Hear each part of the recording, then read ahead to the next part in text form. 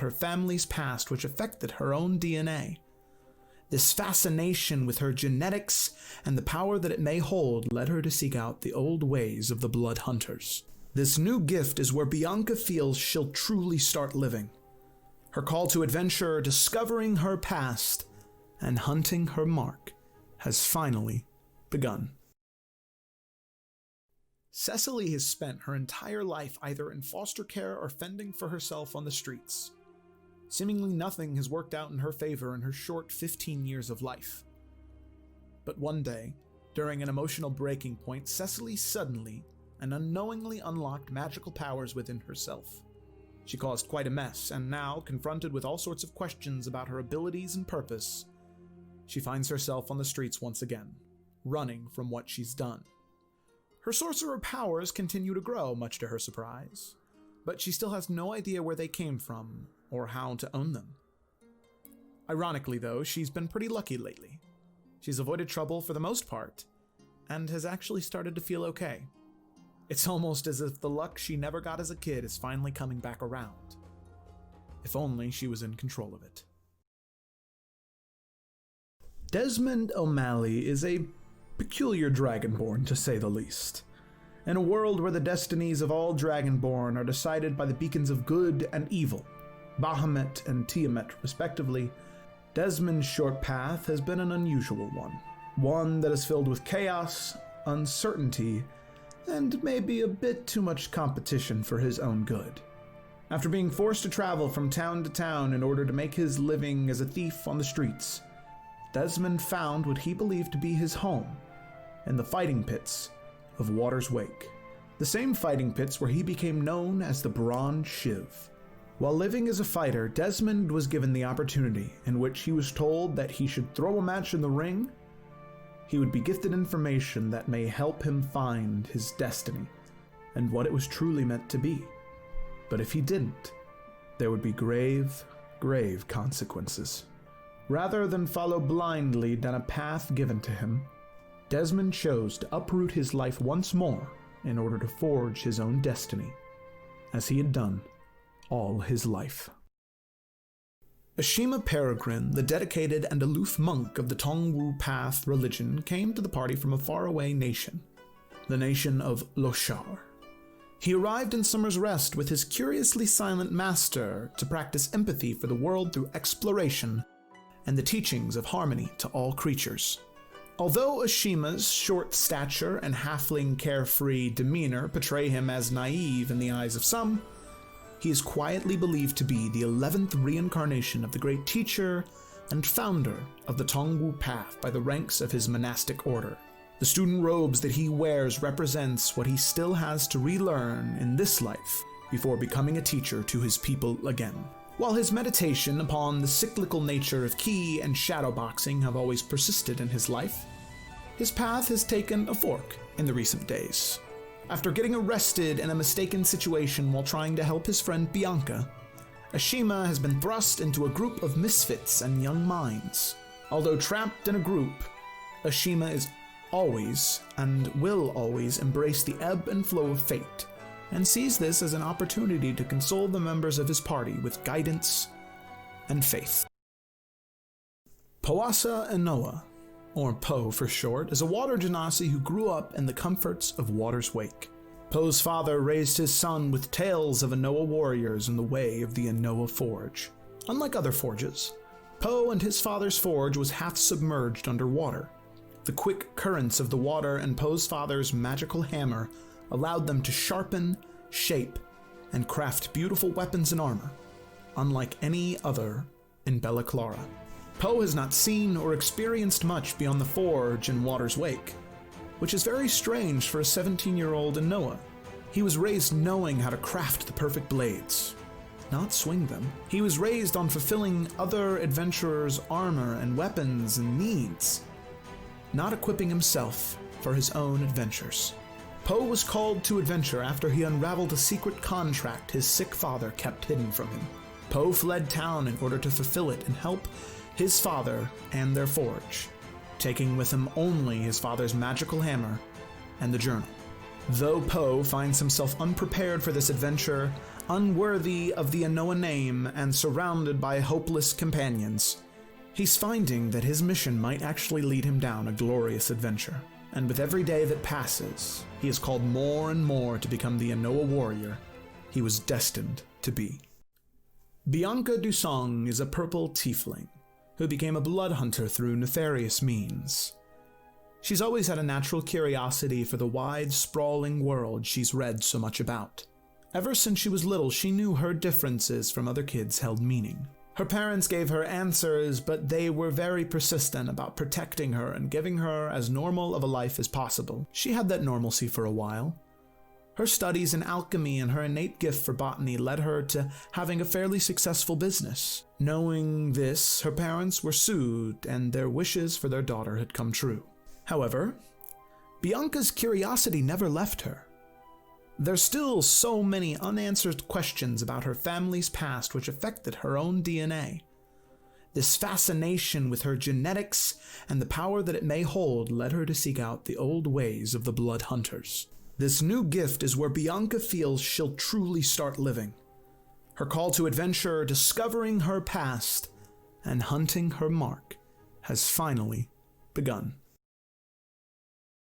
Cecily has spent her entire life either in foster care or fending for herself on the streets. Seemingly nothing has worked out in her favor in her short 15 years of life. But one day, during an emotional breaking point, Cecily suddenly and unknowingly unlocked magical powers within herself. She caused quite a mess, and now, confronted with all sorts of questions about her abilities and purpose, she finds herself on the streets once again, running from what she's done.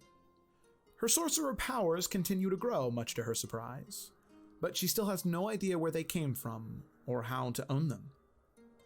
Ironically, though, she's been pretty lucky lately. She's avoided trouble for the most part, and has actually started to feel okay. It's almost as if the luck she never got as a kid is finally coming back around. If only she was in control of it. Desmond O'Malley is a peculiar dragonborn, to say the least.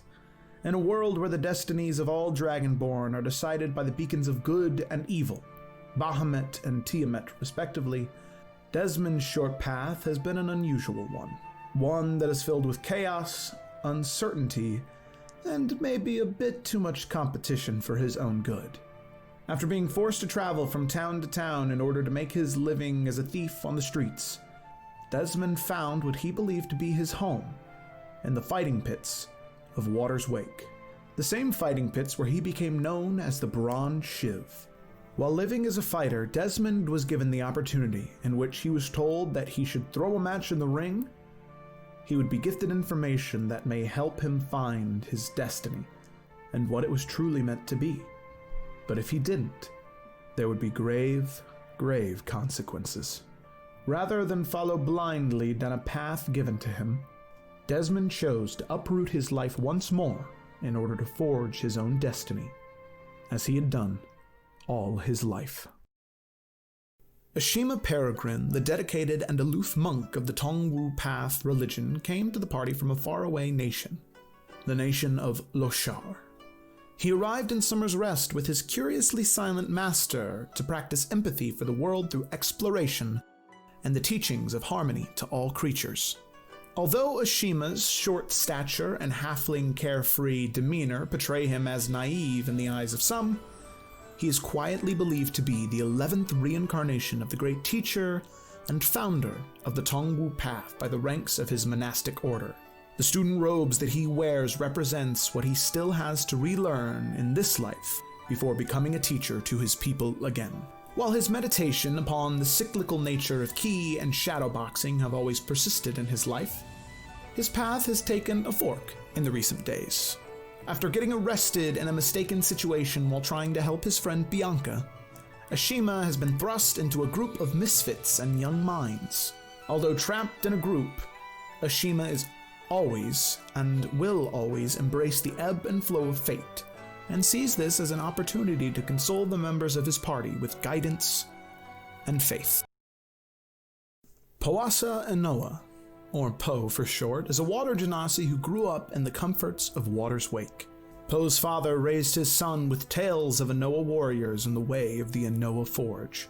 Unlike other forges, Poe and his father's forge was half submerged underwater. The quick currents of the water and Poe's father's magical hammer allowed them to sharpen, shape, and craft beautiful weapons and armor, unlike any other in Bella Clara. Poe has not seen or experienced much beyond the forge and water's wake, which is very strange for a 17-year-old in Noah. He was raised knowing how to craft the perfect blades, not swing them. He was raised on fulfilling other adventurers' armor and weapons and needs, not equipping himself for his own adventures. Poe was called to adventure after he unraveled a secret contract his Mike/Aux Audio. Hello, everyone, and welcome to the Salamander Coast. It's great to have everybody here. We got 8 concurrent viewers right off the bat. That's fucking wild, 9. Man. 9? 9, what? Sir. I shouldn't curse. Some of these people might be children. Oh my gosh, I'm so sorry. They might be my students. I told my students about this. I'm that teacher. Joe. Yeah. Joe, I'm not gonna not swear. Just so you know. It's okay. It's just me. Also, it's my theater students, so it's not like they're my like snitchy English students. I'm just kidding. They don't do that either. Alrighty. Yeah. You can get so much crap for that tomorrow. No, it's all good. Where's your cow? It's all good. It's all good. So we're here, and I think right off the bat we're ready to start, unless anybody has any announcements. I don't have a Monster Energy right now. It's in the fridge, so we're not sponsored by anybody right now. Actually, you know what? I'm going to sponsor somebody on the show. I'm going to sponsor the Wheel of Time books, because I just started reading Eye of the World, and honestly, I think in the past 2 days, I am now 18, 20 chapters in like a week, like less than a week. Connor, you need to... Joe, can I sponsor somebody? Not with where your camera angle just was. You cannot. Can I sponsor Mother Ocean? I'd like to raise some awareness about pH levels in your aquarium tank. If you're going out and you're buying a fish, make sure to cycle the water in your aquarium first. Just using tap water has chlorine and chloramine if you live in America. Also, all other sorts of chemicals that governments put in the water. All right. We're getting an axolotl. Yes. Good book. I thoroughly recommend you check it out if you never have before. Alrighty. So, with that, ladies and gentlemen, I think that we should just dive in. Now, we're going to do something a little different than what we have done in the past. Typically, when I get up on stage here, and I start to soliloquize, I start to talk, right? I give a summary of what just happened, but I thought, let's try something new. Let's try something a little different.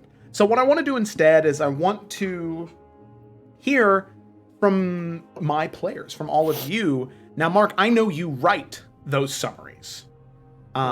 So I know that let's start with you, and then everybody can just kind of chip in.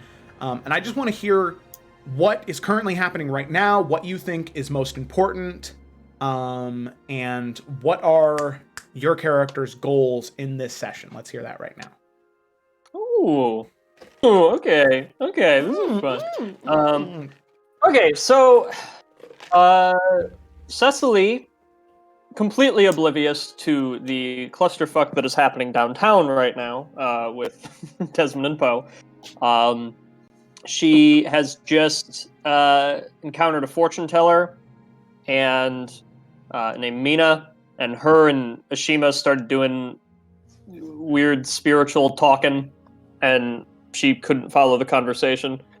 And now they're headed... It's a team of Cecily, Bianca, and Ashima, and they are headed to the ruins of Anayaya's arsoned home. Can you use that as a verb? Arsoned home. And you can now. I would say, yeah, language is flexible. But experience. I would say that Cecily's goals this session, to not fuck up, That's kind of her constant fear. To reconnect with the others. And I imagine, especially once she finds out what's going on downtown, that'll be more urgent. And to maybe talk to Hubert when we get back. Yeah. Okay, yeah. I would say those are the things. So then we'll just hop down the list. We'll hop to, you know what? Let's save Desmond for last. Let's go to Ashima. Ashima, what are you thinking?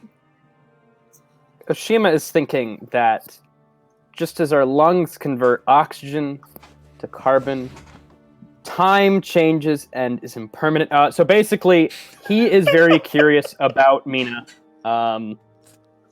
Sorry, Joe. Oh, I love it. I'm laughing and crying. It's great.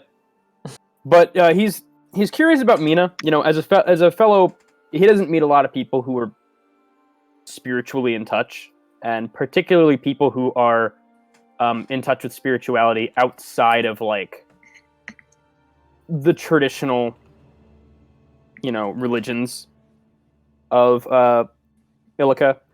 Mm-hmm. You know, like the 9 kind of patrons. Yeah. Most people, yeah. So anyways, yeah. I don't need to explain that. He's worried about Desmond and Poe. You know, he kind of feels like he occasionally has his dad moments, and he's kind of worrying right now. He was very excited by Mina, but he also wanted to just make sure they're safe. Okay. That makes sense. Makes sure they are safe. Diggity dope. Alrighty, anything else? No, that's it for me. Alrighty. Then we come to Bianca de Song. Well, Bianca talked to Mina a lot too, but didn't really like Mina, did not vibe well with what she was saying. And even though she doesn't completely think Mina's bullshitting her, she wants to believe that it's bullshit. So she just is brushing it off and trying to not think about it, even though it really affected her. But she also is, prior to that, she was more on the detective-y, kind of like, let's figure out what's going on, put these clues together. So she's really curious about what we're going to find throughout this session, and hopefully be able to actually start to bring some things to light to the rest of the town, or figure out a way to do that and like get Selrich down, screw Selrich. And she also is a little bit like Ashima, where she's worried kind of about Desmond and Poe, just because they're at each other and you never know. So we're all a little worried. And she's definitely going to hope that went better than it did. Okay, alrighty. So just another checkup on young boys who are reckless. Okay, very good. Alrighty. Poe, did you have anything you wanted to add? Oh, that's right. Okay, that's all right. Yeah, as you can tell, Evan is not here. He had some stuff that he had to do, but don't worry. We'll cover that probably next week whenever Poe is back. So tune in next week, follow, and you'll find out. Alrighty. So then finally, same bat time. Finally, we have Desmond. Desmond, what are your goals right now? Well, Desmond's just straight chilling at the moment. As you would. No, but Desmond feels very small. Both physically and, I guess, in his everything going on. It's very, very, very scared. So his goal is don't die. And then make sure that Poe got out without getting caught. But mostly he's being really selfish and self-centered right now because he really thinks he might die. Because there's a very large, bad man right in front of him. Okay. Alrighty. Maybe the biggest person I've ever seen in my entire life. That's actually probably true. Well, there might have been people that you had seen in the fighting pits that were Goliaths. But Selrich, you never fought them, right? You fought within your weight class or one rung bigger. You never fought large people. You just fought big people. So Selrich is probably the first time you've ever been close to somebody this big. But okay, alrighty, that's good stuff. So I think that there is no better place to pick up than with Desmond. So, Desmond. All right, all of you, as you said, you had split up between Poe, Desmond, and then the other three of you, Bianca, Cecily, and Ashima, right, splitting up to accomplish different tasks. Now, we all know what the three of you had accomplished, talking to Mina and now heading over to the burned building. We'll get to you in a second. But, well, Desmond and Poe, well, you two had a little bit more of a strenuous, more difficult time, where obviously you were excited to put Poe's costume to the test, put his identity, but Desmond trying to sneak around a cart that is currently in the sight lines of 50, 60 people, well, it ended up not really working out in your favor. Initially, it was fine, but Poe just could not pull his weight. He doesn't like lying. He doesn't like acting. He had the costume, it was perfect, but his performance couldn't hold it up. So in a moment of anxiety and quick thinking, you end up going in, running in, trying to grab him and pull him out because his identity had been discovered. He was pushed and shoved enough that part of the disguise flew off, and the gnomish man, Gerald, pointed out, "Wait a minute, isn't that Powassa Inoa?" Spiraling into a small, rampage of the people of Summer's Rest. The two of you dart off running, dipping around corners. He ends up taking most of his costume off near the riverside as you guys have a brief moment and decides to dive into a river and begin to swim away. Right, he's a much faster swimmer. Being a water genasi, he can breathe fine, and you see him heading off towards the Spook Estate. You can't swim. And you know this, so you run off along the street, along the riverbank, hoping that you can dart around enough trees, dart around enough buildings to get away.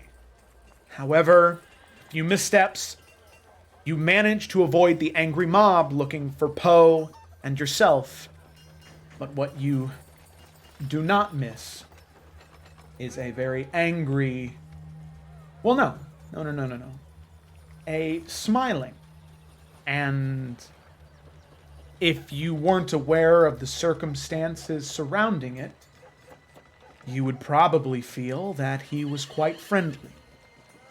But as you are tucked up into your corner, and the giant 7.5-foot furbolg stands over you, smile washes across his face, and he says to you, "Why, hello there, Master Dragonborn.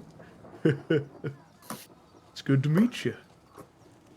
Tell me, what are you, doing poking around other people's belongings?" And he's going to put a hand on your shoulder, and he's going to squeeze. Really tight.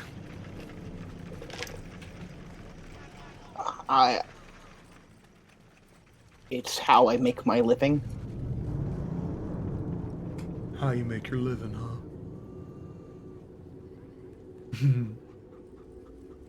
Well, ain't that nice?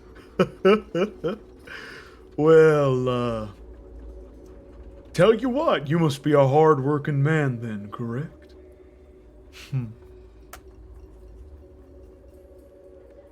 I'd like to think so. Good.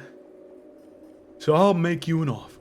You can either come get a drink with me, right, wet your whistle after such a long, hard day's worth of work, or I can turn you over to that there angry mob looking for you. So what you say, pal? Get a drink? Can I see, I just want to look into his eyes and I see if he's, does he look like he's trying to be physically threatening to me? Is that what he's doing? Or is he just trying to, like... does he seem, like, calm and, like, not upset? No insight check necessary. He's very calm, but you can tell with the way that he's holding on to your shoulder and the strain in his voice, it is very threatening. Are you buying? Oh, yes, I am. It'd be rude to make you pay. I'm gonna take a long look at the angry mob, or in the direction that I came from anyway, and look back at him, look back at the mob, look back at him. I could use a drink. That's what I like to hear. You're not gonna regret your choice here, Master, what's your name, boy? Tordrin. Tordrin, Master Tordrin. Very nice. Very nice. That's a funny dragonborn name. But your kind got lots of funny names. Too many consonants, not enough vowels, as it turns out. Well, Master Tordrin, is it? Let's go get a drink. Still holding onto your shoulder, and now sort of alternating to your other shoulder and pulling you in tight. So you are like pressed up right against his side, and he's kind of squeezing you into him, almost picking you up and walking with you, where every once in a while your feet are just kind of lifted off the ground and you end up just kind of jumping a little bit every so often. And he leads you through the streets, through the alleyways, seemingly very dexterous, just dipping and dodging through alleyways with the same dexterity you would. Dodging around, avoiding the angry mob wherever they may pass, shouting out for the Dragonborn or the Water Genasi, hoping to find you, bring you to justice. But it seems as though Selrich has his own justice in mind. As you make your way to the tavern, you can see that there is a sign, Squatting Lion Inn. He says, now you see, we're not going inside there. Right? Somebody of your infamy, I should say. Well, you go in there, they're going to know exactly who you are. And I'm going to be honest with you, friend. Not very many people in there are a fan of Dragonborns. I'm not sure why. I don't really want to find out, though, do you? Not particularly. Good. So, let's head on. I got a nice cozy little room in the cellar that I think will do us just fine. He leads you along the side of the building. You can see that there's a cellar door right there, locked and chained. Holding on to your shoulder still, he stomps on it. Dum, dum, dum, 3 times. A few moments, there's some rattling, some shuffling. You can see the chain undone from the inside. Clink, clink, clink, drops to the ground. Cellar door open. You can see a man wearing like a leather-bound cap. He's hastily and just kind of dirty-looking cloth clothes, stained with different ales and wines and other mixtures that you're not exactly sure what. All you know is that this man smells foul. And he says, you got another one, do you? Oh, that's nice, that's nice, that's nice. Dragonborn nonetheless, that's very nice. Not for you, mister. This one here is a special guest of mine. Now, you just back up a little bit, all right? Just had to get in. This one here is going to have some ale with me and Belvedere. He grabs onto your shoulders and he pushes you down into the cellar. You end up stepping a little bit. I'd like you to make a dexterity saving throw for me real quick. It's not very difficult. Just to see if you can maintain your footing as he pushes you down the stairs. Okay. He pushes you, and there's a brief moment where you glide over maybe 3 steps. You end up slamming your heel into one of the steps. You gain your balance, and you stay flat-footed. And you make your way down the stairs, and he says, "Well, we got a pretty little dancer here, don't we?" And as his laugh echoes into the cellar, the doors shut behind you. And there's... Ballet's part of Dragonborn training, didn't you know? I didn't know, but it's nice of you to share one last fun fact. And with that, we're going to go ahead and jump back to Bianca, Ashima, and Cecily. Alrighty, so Bianca, Ashima, and Cecily, you just finished up your talk with Mina, and you wanted to head over to the burnt house, correct? Yeah, briefly, just to, see if anybody saw anything. Okay, all right. Just kind of pick up the what the consensus of town is. Okay, sounds good. So, the three of you begin to make your way over there. It's not very difficult. You're only maybe a couple minutes walk away. Since her house was on the opposite end of the Maplewood Grove, you're freely able to walk through the streets, departing from Mina. And Bianca, you can feel those pools of light that were her eyes just linger on you just a little bit longer. The rest of you don't feel anything at all, but Bianca, you can just, like a feather on the back of your neck. And then as you look back, she wasn't looking at you, looking down at her cards. But you swear you felt her looking at you. Pushing that to the back of your mind, the three of you continue on towards the burnt house. Now, as you get there, easy to see that there are about 7 or 8 guards of Summer's Rest, not members of the neighborhood watch, but actual full regalia guards. And leading them is Captain Veronica. You can see her shouting out commands to different people. Other ones walk up to her and she says, no, please, like I said, do not take anything. We're doing an investigation. It's not investigation. Is this your first day on the job? So we just look around for clues to try and figure out. Right now there's a rumor going around that it's this other. Just look for anything that could give us a clue as to who might have been here. Footprints, alchemical leftovers, something. All right? Okay, now please give me that. She takes out. You can just kind of see that there was maybe like a small statue or something that's maybe only about the size of the palm that she kind of takes and puts into her pocket as she's looking around. You can see that she's not paying the three of you any mind, but she is there. Okay, so are we gonna be wanted by association here? Hi. Seeing Captain Veronica and everything going on, I'm gonna say, no. I think perhaps we have at least one more ally on our side.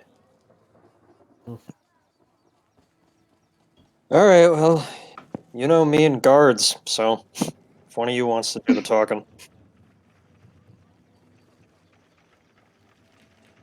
Well, Bianca will go up to Captain Veronica. Okay. Hey! We're here looking around. Like, this is crazy that this burned down. Have you guys found anything yet? As soon as you talk, you can see her whip around and look at you in surprise and happiness, and she says, no, sadly, we have not found anything, but I'm very happy that you showed up, actually, because I've been, and she looks towards the rest of the guards, kind of poking around the ruins, the completely burned, rubbled building. She says, why don't we step away? The smoke and the leftover burnt materials, they're getting in my lungs and making it a little hard to breathe. I'll be right back. I need to talk to these citizens to see if maybe they saw anything. You see, Vlad, this is investigation. Asking around, right, collecting information. All right? Please, let's step away. And she gives you all a smile and kind of gestures you maybe 10, 12 feet away. And she sort of looks back over her shoulder towards the other people, and she says, So, I heard a very disturbing rumor that Ho was the one who caused this fire. And well, frankly, I do not want to believe it, but as of right now, there's very little evidence or information that points otherwise. Do you know where he is, that we might be able to question him or anything? No, we haven't seen him. He, at one day, just left. I haven't seen him around, but we don't think it would be Poe. That just doesn't make any sense. We think he left town. So it doesn't make sense why he would be here and how that would have happened anyway. Oh, he So left we kind of... town? That's what I assume. I don't know, honestly. That's just what we thought. But he didn't tell us where he was going. But that's why we were just coming by to check up and see how things were going here. Well, I will... It just doesn't make sense. It's so out of character for him. I know, but it does not bode well that he left town. I mean, why would he leave town if he was not guilty? Well, he's been talking about his father. I know he's been wanting to go home to his dad. That's all I know. Yes. And he didn't give you any information about his leavings? No. No. I mean, not to me, and she'll turn to Ashima and be like, I don't know, do you have any other information? Not that she said that. That was the look she gave Ashima. Ashima is not even going to respond. Okay. All right. No, do not worry yourselves. I'm sure that... Well, most of the time I can be a pretty alright judge of character. Poe definitely does not seem like the one to commit arson and then run. But, well, guess there are demons inside all of us. Oh, But what actually... Sorry. It's fine. What actually... It doesn't make sense. What are they saying? How are they saying that it was Poe? Well, apparently by 4 other different civilians he was seen approaching Anayagas in different periods throughout the day. Once or twice in the afternoon, and then again in the evening, right before the fire happened. Maybe someone saw him enter, and then apparently they heard shouting and yelling back and forth between the two. They saw Poe Did he exit. seem hostile when he entered? Well, according to the information, he didn't seem hostile when he entered, but it was more so his exiting. So they saw him exit. Sorry, Ashima. Where is Anayaya? Well, that is the most disturbing part. We found a burnt-up, charred skeleton in the house. No way for us to use the clerics at the temple to commune with the dead, as the body is completely ruined. There's nothing there to commune with.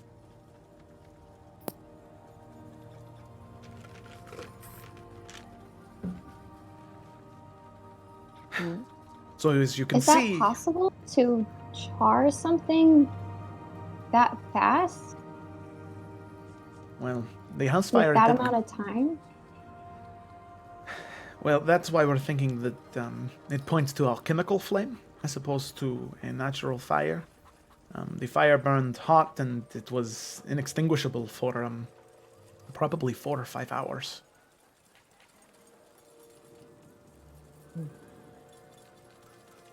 Well, where would he have gotten those chemicals? Because he didn't take any of mine. I have my inventory very close. Do you mind if I go investigate your inventory just to see, make sure that everything is still there? As far as I know, everything should be set. I can go with you. Yeah. Of course. No, please. Let us all go. best to make sure that stay together in these times. True. Mm-hmm. Alrighty. So then, if that's the case, then she's just going to start walking towards your shop, Bianca. I don't even know if Bianca owns those things, so I don't even know if she has enough supply to start an arson like that, so... Okay. Alright, Let us well, off. you head off that way, and with that, we're going to jump back to Desmond. So, Desmond. Right, as you are standing at the bottom of the stairs looking up towards Selrich, he says, well, let's get to the private room. No need to wait any longer. Who doesn't want a drink? You, get out of here. I need to have some private conversation. I'll let you know when you're good to come back. And that foul-smelling man just sort of snivels at you and, all right, that's fine. Be right back. Just let me know when you need me. Selrich, all right? All right. See you later. Have a good one, all right? Okay. And see the foul man head up, shut the cellar doors behind him. You can hear chain clinking, rattling, and the lock fastening. And Selrich leads you back through the cellar until eventually you get to a wooden door that has braces of iron on it. No windows leading into the room. And you can hear this this chittering noise coming from inside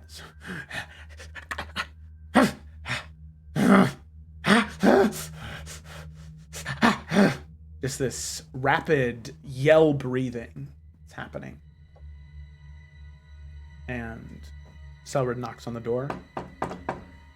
Belvedere, would you mind if I come in? I've got a friend with me.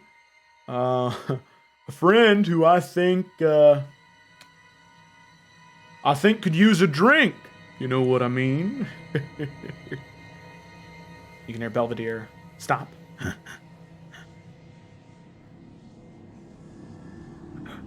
All right. Bring him in. Very good. I'm going to open the door slowly, all right? He kind of looks to you, Desmond, hand on your shoulder. He says, now, Belvedere can get a little testy. So what I recommend is no sudden movements, no funny tricks, and who knows? You might make it out of this with half the scales on your back. He opens the door, and there's just small blips of candlelight that are illuminating this monstrous, partially disfigured and disformed, sort of hunched over entity in the back corner. You can see that there are different flames lit under alchemical vials, bubbling and brewing, dropping into different things, creating these different poisons and potions. And you can see that Belvedere's in the back, just... Sit him down. How big is this room? It's maybe 10 by 10. It's not very big at all. So, right. Only difference being from this picture is there are a table full of alchemical supplies, and brewing supplies over there. And Selrich brings you over towards the chair, sets you down in the chair, and over your wrists puts these leather straps, keeping your arms affixed to the chair. Does it to the other one, and then does them to each one of your legs too. Strapping you in tight. Very little, if any, wiggle room. Selrich looks to you. He says, well, actually, you know what? Sorry, Desmond. Oh, my bad. Sorry there, Master Dragonborn. I forgot I have other business to attend to, but you know what? I think that Belvedere would be more than happy to have a drink with you. Belvedere, just go a little light on him, right? He seems a little bit like a lightweight. little small. Probably can't take his alcohol. Alrighty, well, you have fun now, alright? And let's see what happens when I get back, alright? Very good. Enjoy yourself. Makes his way out of the room and shuts the door behind him. And you can see the partially disformed and disfigured bugbear just begin to sort of turn towards you, shoulder hunched over, and he... So, Dragonborn, huh? That's what they tell me.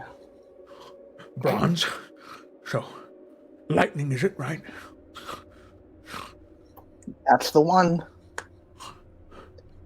Also, just wanted to get out there is visible confusion on Desmond's face because we had the conversation about what a bugbear was, and the two things that were brought up were bugs and bears, and not what a bugbear actually is. Okay. So this is Okay. not what he was expecting. So as you're kind of looking at him, confusion, and you can see him slump down even lower. Why are you looking at me like that? Why are you looking at me like that?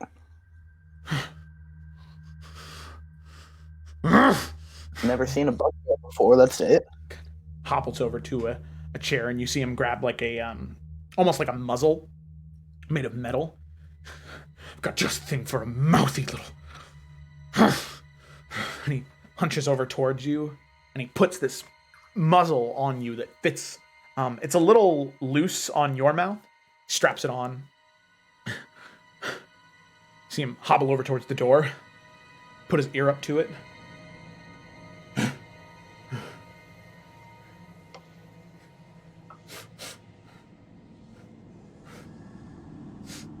So, why are you here, huh? I was told I was coming to get a drink. I ran into Selrich outside in the I don't remember what the area of the town's called, but I'm not from here, you know. Me neither. What'd you do? Why'd you make him mad? I ran into him.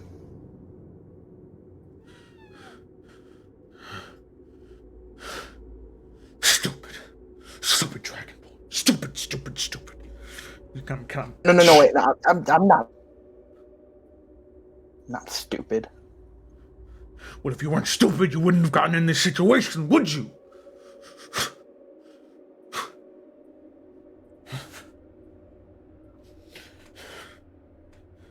You know, and you see him start messing with the things on the table, catching small elements on fire, setting them in vials, beginning them to boil and drip down into other smaller vials. He says,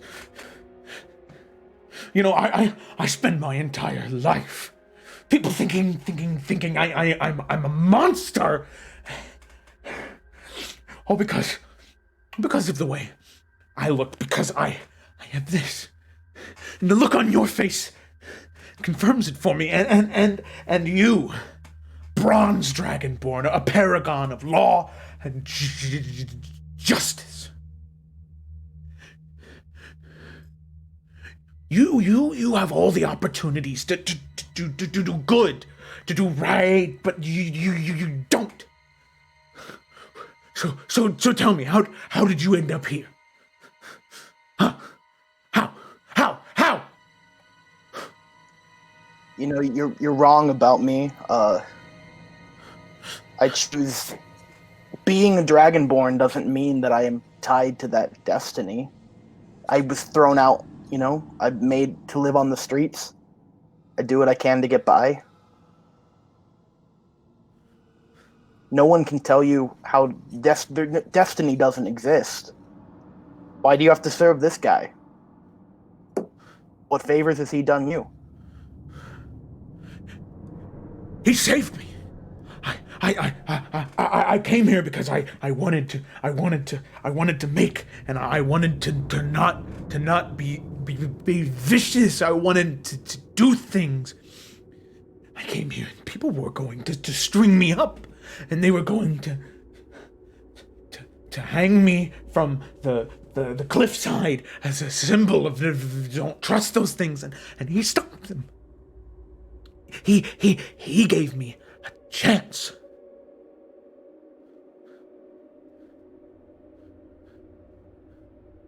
That's what he did for me. He let me try.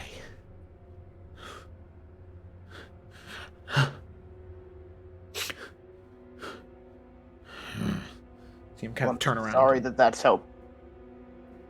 how is there anything behind me, like of these alchemical things? No, the corner of your room is pretty bare. Okay. Is there any way, and this is probably an extremely bad idea, but Desmond's full of those, that I can like turn my wrist around and try to use like my nails to pick the lock on my wrists? If not, that's okay. I don't know how they're set up. No, yeah, it's more like a belt. That's really more so what it's like. Okay. Not like a lock, yeah. Okay. So some intricate thinking, though. So, he's, he looks around for a moment. And you can see almost like his eyes are darting around, just listening.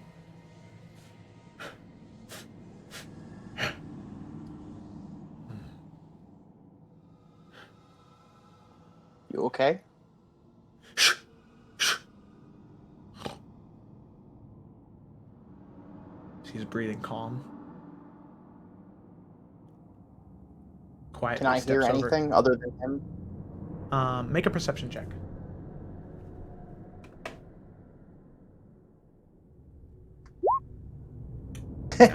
No, yeah. You're so focused on hoping you don't die right now that it's just kind of... You're not really comprehending anything that's happening. But he makes his way over towards the door, and he puts his ear up to it again.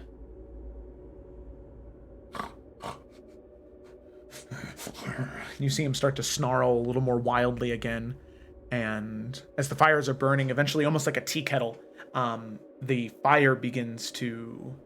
the alchemical ingredients begin to burn and sizzle and let out this very high-pitched noise. And he looks towards you and he says, "You know, I don't do this very often, but you know what I like about people, about humanoids, Master Dragonborn, is that they burn, Master Bugbear? They burn just like houses, but they're made of flesh." And you see him sort of hobble quickly over towards the alchemical ingredients, and he picks up 2 of the vials and he begins to move towards you. And with that, we're going to hop back to the other 3 as you all have just now made your way back to the to Bianca's shop. So, door opens easily. Quick, Joe. Yeah. The Sweater. bottles of acid that I gave Desmond were flammable, correct? Yeah, they would have been, yeah. Okay. So when we walk in, Bianca's going to be like, "One moment while I get my receipt book." I was doing taxes, so it's in the back, and she's just going to go around to her little back room and then quickly write up a receipt for 2 vials of acid bought by Gerald, the gnome guy. Okay, all right. Oof. Easy enough. You hop back there. She doesn't suspect you of anything, at least as far as you can tell. So it's easier for you to head back there and do that. And she says, "Alrighty, well, if you have inventory manual, I'd be more than happy to just double check things." Yeah. So here's the receipt book. Here is the inventory manual, and here's my inventory. Here's the key too. I keep, stuff that's really contagious locked. Very good Or thing. contaminants. So, and she begins to do the stuff in the front room first, any of the vials that you have already pre-made. And she says, So I have to ask. I know that obviously, you're not beholden to be with your group that your mercenary contract is with, but I was wondering where Desmond might be. He was running an errand, I think. Oh. He didn't really tell us much. Just said he had to go into town, and we just kept walking, Huh. All right. Well, it's a little. Sure, it is nothing then. Why? Something come up? Well, I had heard from. Ninzir kind of set the book down and look towards the three of you. I had heard that. Well, some rather disturbing news from Waterswake about Desmond. There was maybe 7 or 8 indictments put on him for different thievery that was done, particularly to one investor, Loskov. Said that Desmond had stolen much gold from him over the course of many, many months. And I don't know if there's some type of criminal streak in him that none of you knew about. Oh, well, I've never noticed him do anything like that. He's definitely never mentioned it. No. I don't know why you'd mention that, but yeah. Well, it is just, one of the things that I was taught in the academy was to never rule out any options. Typically, the least likely ones are the most probable. The criminals have a very peculiar way of making themselves seem as innocent as possible, and meanwhile they are the ones behind it the whole time. And I'm not saying Desmond is always innocent, but considering Poe, I don't know. It just doesn't make any sense. You would think that there would be something else to it. She continues to pick the don't book back up. understand when there's no motive, Like, what would the motive be? That is a very good point. As I said, I do not feel like Poe has done it. There are just no other options. But, so, have you asked people who didn't just have claims? Have you asked people who maybe saw before, people who didn't come forward, I guess? Like, was it just people coming forward with these claims? Maybe someone's out to, I don't know, ruin someone's reputation? Yes, but I don't know. Why would you want to ruin a young boy's reputation on a town he's only been in for a couple of weeks? I don't know. I guess I'm just trying to, make sense of the whole situation. No, it's a good point. Well, in my experience, if it matters at all, young people get in trouble when they find out something they're not supposed to. So, maybe Poe, being the bumbling fuck he is, just walked in on something. Whoever was doing it tried to set him up. Yes, but the problem I have with that is who would try and set up Poe? What could he have possibly walked in on that would have led him to do something like that? Especially the part I cannot get over is leaving town. If somebody did confront him, they did threaten him, you would think that he could come to the law to tell them what had happened, and then, especially me, of all people, you would think that he would be willing to say something to me. I mean, I helped all of you get out of your prison sentence, for one. Most of you are to serve... You're still... I'm just saying.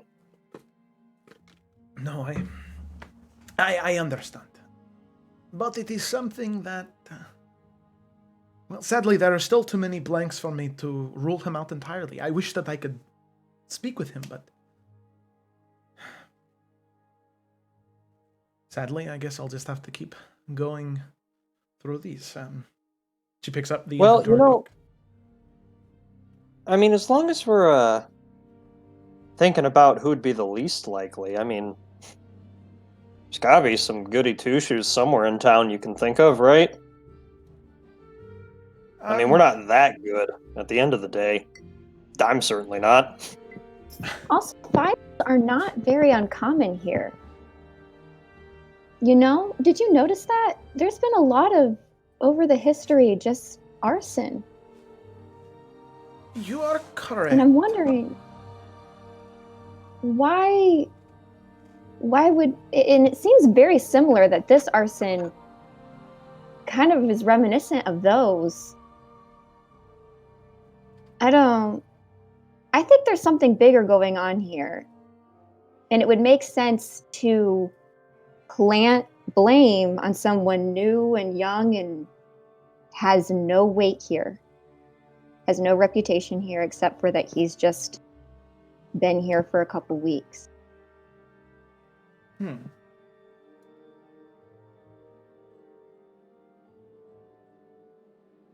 You couldn't think that it would be... No, that is, that's... You're not talking about the ridiculous ideas, then. No. That is a good line of thought, though. I will... What was your idea? Yeah, try me. Been a weird week.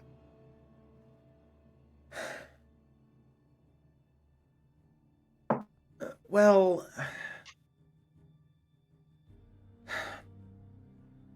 There's no way that it could have been him, specifically. Definitely somebody who seems like he would hire out individuals to do the bidding for him. Pockets run deep. His name carries a lot of weight in town. And, well...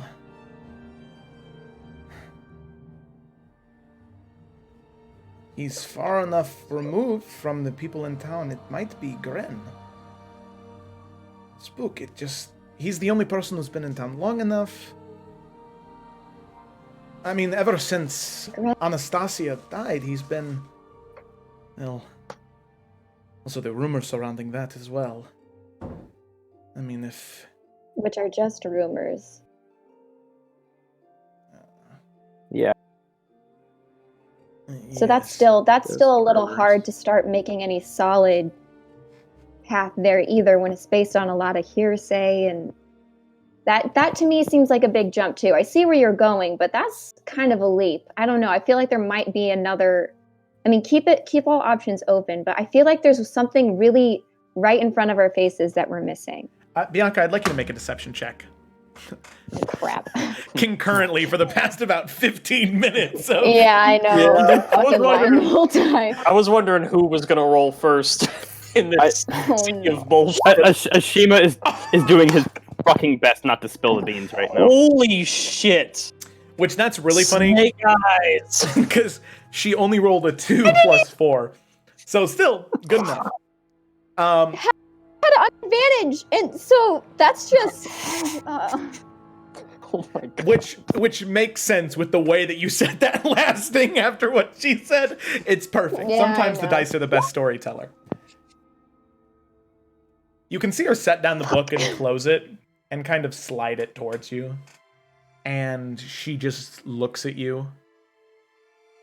Bianca, how about you just tell me what you want to tell me and stop beating around the bush trying to get me to figure it out? Obviously, you have something that you're not saying. Obviously, all of you. Poor Ashima over there looks like he's about to have a heart attack. It couldn't have been Gren. I'm sorry. I can't take this anymore. I've only told one lie in my entire life, and it was about a stolen sweet, and the monks beat me like I was a stuffed animal. Hey, I didn't know you before. We should talk about that sometime. Shut up! It couldn't have been Gren because we went to Gren. And I'm just going to tell the entire story. Like, at that speed. Because he found his wife, and then he came back from the dead, and she was some sort of kind of banshee screaming thing, and then we came back to her, and she told us that it was him the entire time. It was Selrich. It was Selrich. It couldn't have been Grim because he was acting at the time that he spread all the rumors because he wanted to get her brooch and he killed her because he had so much influence and he had all the money, and then he went over there and he found her and he killed her and then he broke her and crushed her spirit and then Ashima, please, stop, slow down. So it can't be Grin because Grin didn't kill Anastasia. Selrich was the one who killed Anastasia? Yes! And that skeleton you found couldn't have been Anayaya because we saw Poe the night that it happened and she was with him. And they left together.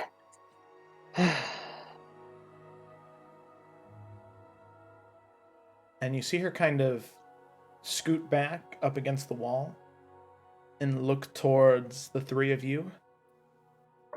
And you can see her start to say something, and then she stops. Huh. And then she looks up, The truth feels good. eyes squinting at the three of you.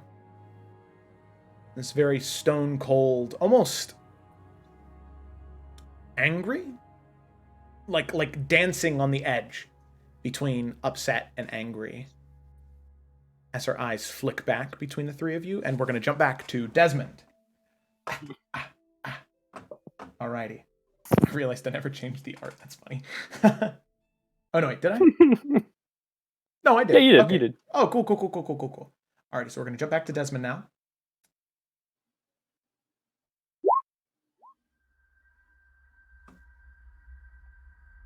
Alrighty. And so...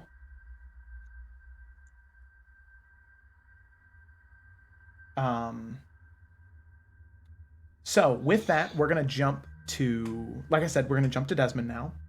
So Desmond, you can see he yells that, and then he stops as he gets, and he has the two vials, and he listens some more.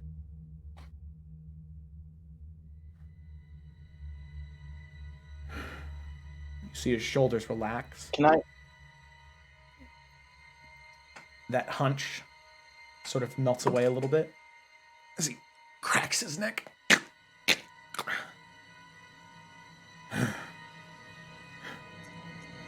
You know, if you kill me, you're just gonna be what all those people thought you were.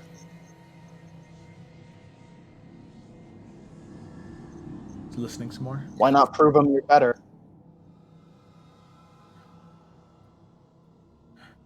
He looks at you.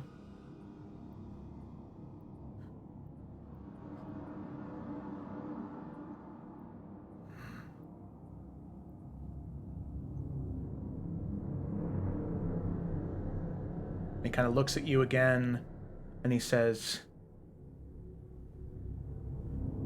You're right. But that makes no difference. Because you're going to taste alchemical fire. And he steps over towards you, and he leans in right next to you and whispers in your ear,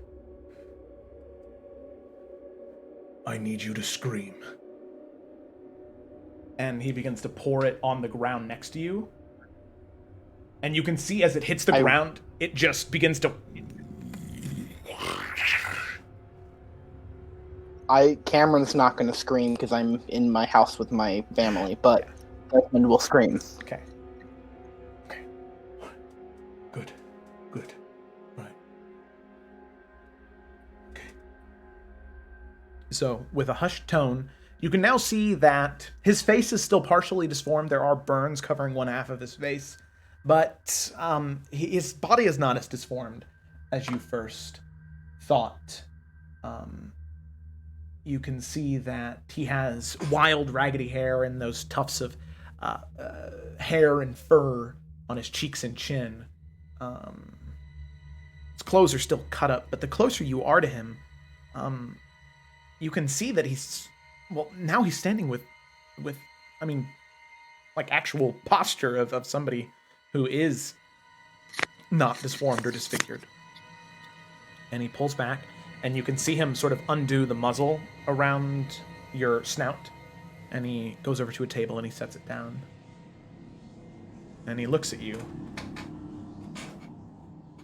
And in a very hushed tone, no stutter anymore, he says, I need you to tell me what you know.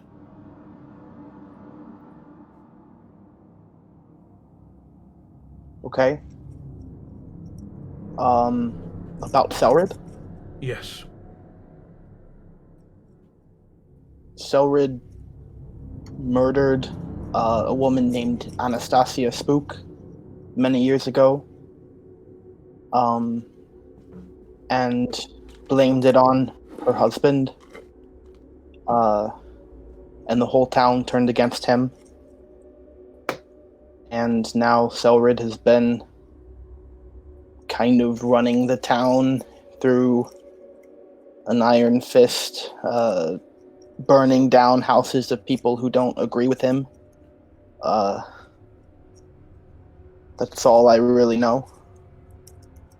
Said I've not been here long. That's okay. You can see him just frown on his face, mixed together with the snouty nose that he has. Lets out a couple of those very primal, bestial breaths.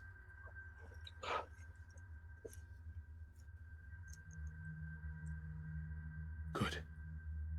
You know much more than the others.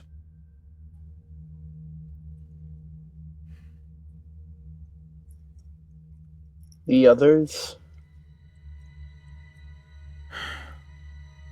You can see him hang his head in sorrow and disbelief. There have been many others over the past 7 years who have discovered the same, generally, but less than you have. They said they would go forward. They said that they would tell, that they would reach out to Rose or Brennan or Veronica. So he brought them down here to me.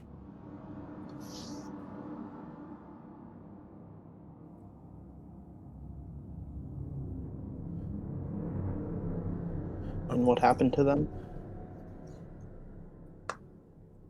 I did what I had to do. I always made sure that their deaths weren't painful.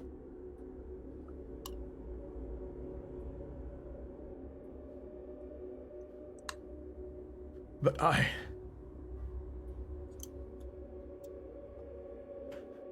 just... He always told me that if I didn't do what he wanted, he would turn me over to the city. He would throw me out in the street, and they would do what they planned to do all those years ago, and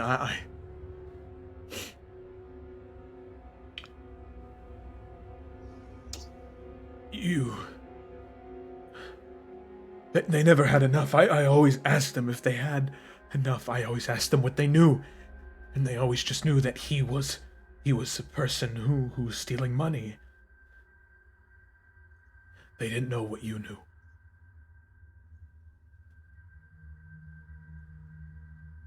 If I let you out, would you be able to save me? I promise. I will. You promise that the people won't hurt me, right? I will do what's necessary.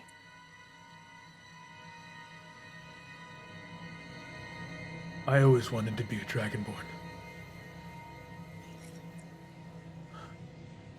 But instead I got this.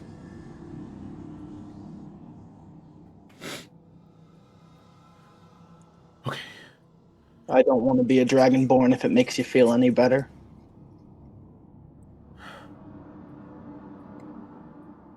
I don't think so.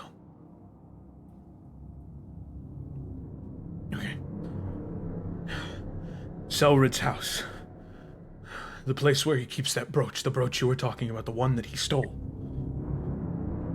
There is a shack that is on the edge of town. It's run down. It overlooks the mountainside. There have been these 2 monks who have been staying there. There's a loose floorboard. Underneath, hey, there, the amulet is there. Please. I'll be back soon to see you burnt. If it doesn't happen soon enough, he'll turn me over to the town. Okay, I'll be quick. Okay. All right. Is there any way you can give me maybe one of those vials of acid or something, and as just an extra layer of like proof of the arson? I don't know if just the brooch will cut it or not, but yeah. And he still had one left over on the table, and he hands it to you.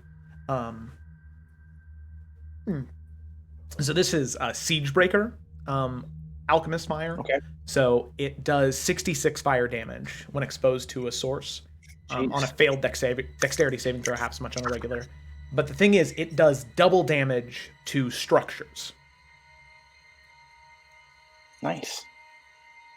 Okay, so it's very volatile to specifically wood, stone, and metal. Okay, it's not as effective. I mean, it's still 66 fire damage, so it'll still, mess up skin and flesh. But yeah, okay. So he hands you that. He quickly undoes the belts that are holding you together, and he grabs onto your shoulder before you leave, and he says, "Please don't make me regret this." I won't. And I'm gonna pat him on the cheek, and then I will turn and go as quickly as I can. Okay. To where he told me to go.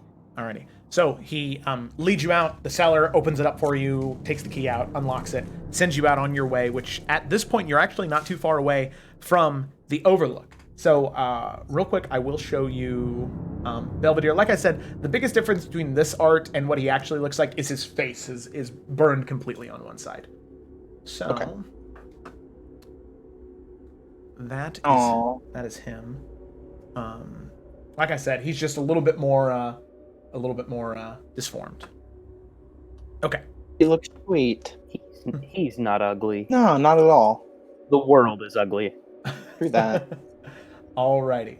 So, with that, as you dart out towards the mountain overlook, which you've been before because you went there with Ashima, we're going to go ahead and jump back to Bianca's shop. And as you are standing in there, she's looking over towards all of you, arms crossed, a look of disbelief and bordering on anger.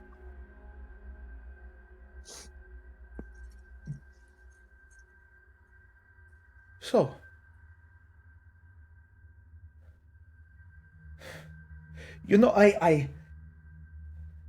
I always had my suspicions, but that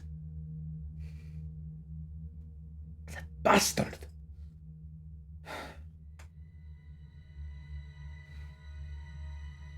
Do you have any proof of this aside from your words? We're looking for proof. That's why we've remained quiet about the subject. All right, very well. Here's what you're going to do. I'm going to go to Rose right now. I'm going to come to her with this information. And I'm going to bring her back here in maybe an hour, hour and a half. You need to have proof by then. Something, anything to prove that Selrich is incriminated by this. That he is the one who did it, and that he has been extorting people and causing the fires. Okay. Okay? Oh. We will find something. Good. You better. I'm putting a lot more than just you all on the line. This is myself, my position, my everything right now. All right? Go. I will go to Rose. And she, marches out of the door, leaving it wide open, and you can see her take off in a slight jog towards the mayor's house on the opposite end of town, leaving the three of you in there. So, what do the three of you want to do? Hell, good thing she has beef with that guy. Okay. Yeah. Do you As I think said- Mina will help us? Like, I- find something?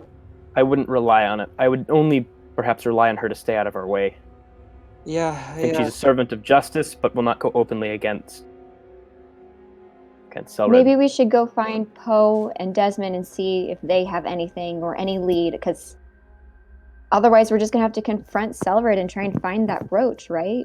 Well, That could be it. I don't know if we have time for that, so maybe we just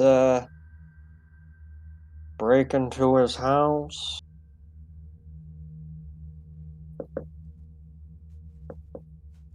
Maybe. I'm not opposed. Yeah. Oh, holy shit. Ashima, yeah! All right. Yeah, but we need to find his house. I don't know if we're going to have time to find the other two. They could be anywhere. I don't know. I know. Joe, does Bianca know where Selrich lives? As far as Bianca knows, his house is the Squatting Lion Inn. That's where he's been living. I mean, for the past Oh, yeah. probably 6 months to a year. Before that, Does he have like a specific room, or does he own the inn? no, he has a specific room. There's a balcony suite. Okay, so That but I he know tends where to he stay. lives. So Yeah, at least in Were I him, okay. Well, Well, we just need to go to the inn and go to his suite and try and distract him so one of us can sneak in there. Cecily, you said you're sneaky. Time to prove yourself, I guess. yeah. Honestly, I hate to say it, but we could use Desmond for this one. But fuck, Yeah. whatever. If I gotta do it with my 24-year-old body, I guess I'll try. Put that in the quotes. If I've got to do it with my 24-year-old body, I guess I will. I mean, I'm like 20 more pounds, right? Like, it's gotta be a little... Yeah, you're probably only changed mostly in facial structure, but like voice is maybe altered. yeah. But I imagine I put on a little more form. Okay, so then you got... Bianca will lead us to the Squatting Lion Inn. Take an action.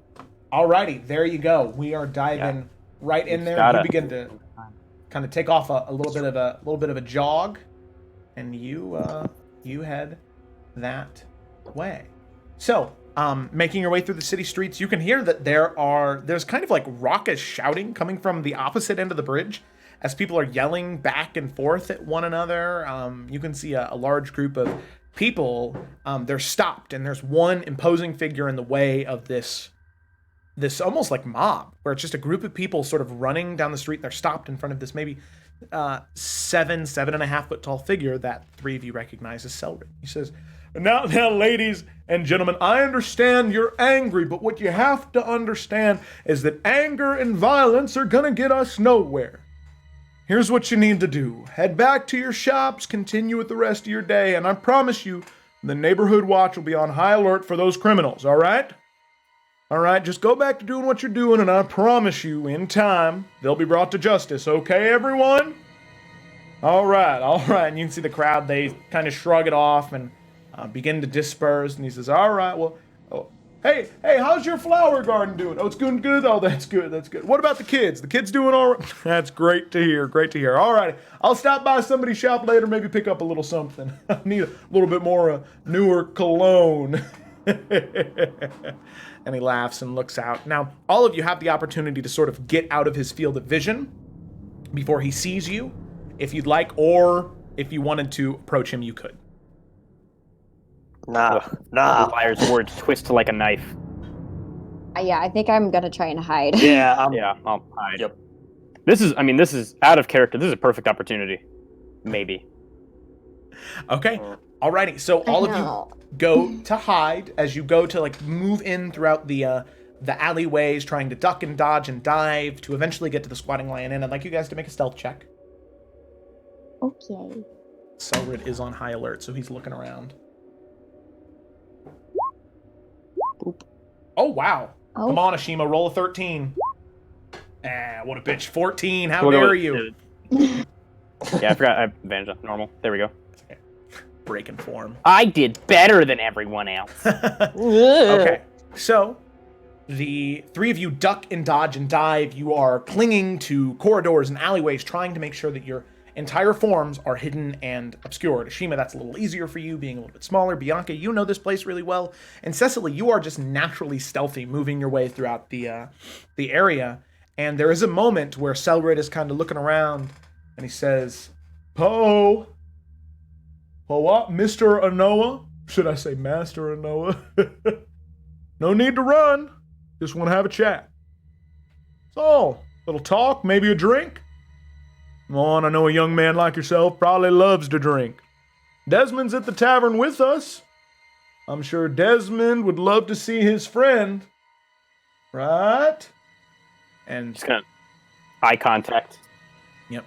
And Cecily and Ashima, the corridor that you guys are, or the alleyway that you guys are sitting behind different boxes and crates, he is currently standing maybe 2 feet away from the two of you as he's walking through, shouting out for Poe, and he stops right next to you, and you can see these very floopy ears on his head. They begin to tick up a little bit, and Cecily, you kind of cover your mouth, hide your breathing. And you can hear a voice come from behind him saying, Selrich, I just wanted to borrow a moment of your time, love. Yeah, just a moment. And Selrich's ears tick up, and he turns around, and he says, Gerald, what do you want right now? Shouldn't you be back at the market, selling your supplies? You know, making us the money that we need? Yeah, love, I definitely will. But here's the thing. All right. People are still a little bit upset. I think you might need to listen. That Noah guy, right?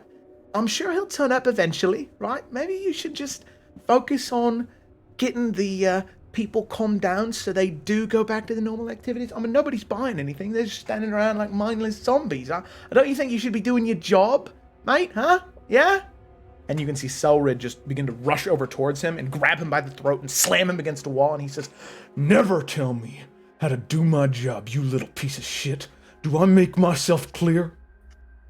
And you can see the gnomish guy's like, yeah, love, I honestly didn't mean anything, but I just wanted, what's best for you is best for me, right? Right? Squeezes a little tighter. All right. Good. Squeezes just a little bit tighter, and he says, Mate, I can't breathe right now. I really would love it if you let go of my throat, right? I'd love to be on the ground. Oh, you would you? Bet you would.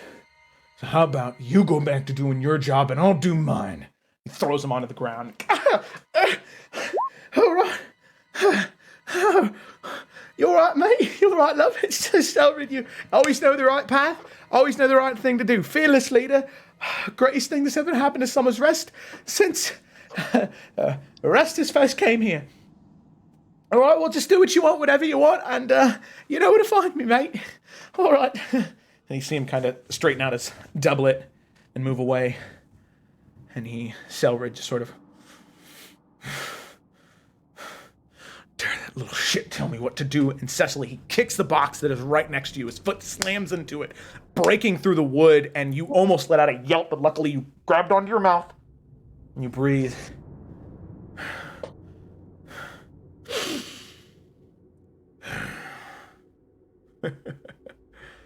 All right. Fucking town. Hear him step away, back out into the alleyway. Oh, well, Alice, you mind if I walk with you, dear? Well, my legs just aren't what they used to. Mind I need to rest on your shoulder for a moment. All right. And anyway, and he starts talking to her as if nothing happened and begins to make their way away from the alleyway that you guys were in.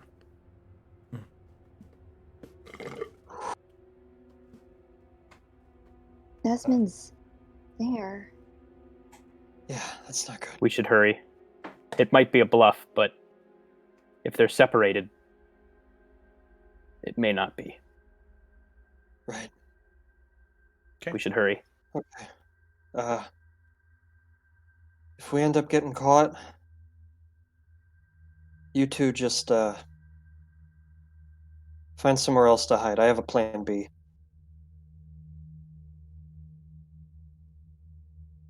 Okay. Okay. All right. Alrighty. So all of you make your way up, and you begin to head towards the squatting lion inn. Luckily, staying stealthy enough to avoid detection from not just Selrich, but also any other members of the neighborhood watch. So you make your way down and around, and eventually you begin to curl around towards the squatting lion inn. Now you can see that the front entrance full of people, and Bianca, some of them you recognize to be members of the neighborhood watch, people who work for Selrich, hanging out by the front door. So as all of you are kind of in this vantage point, you are currently getting, you can see the front and back of the inn, looking at one side where all the people are kind of flooding in and out, and on the other side you can see a set of cellar doors. But in terms of the side that you're looking at, right now, straight on, there's nothing but windows on that side.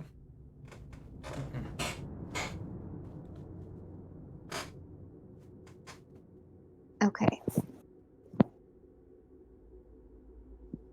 How do we want to do this? Well, sometimes I forget my own. I spend so much time thinking about my own spiritual lineage and not so much about my genetic lineage.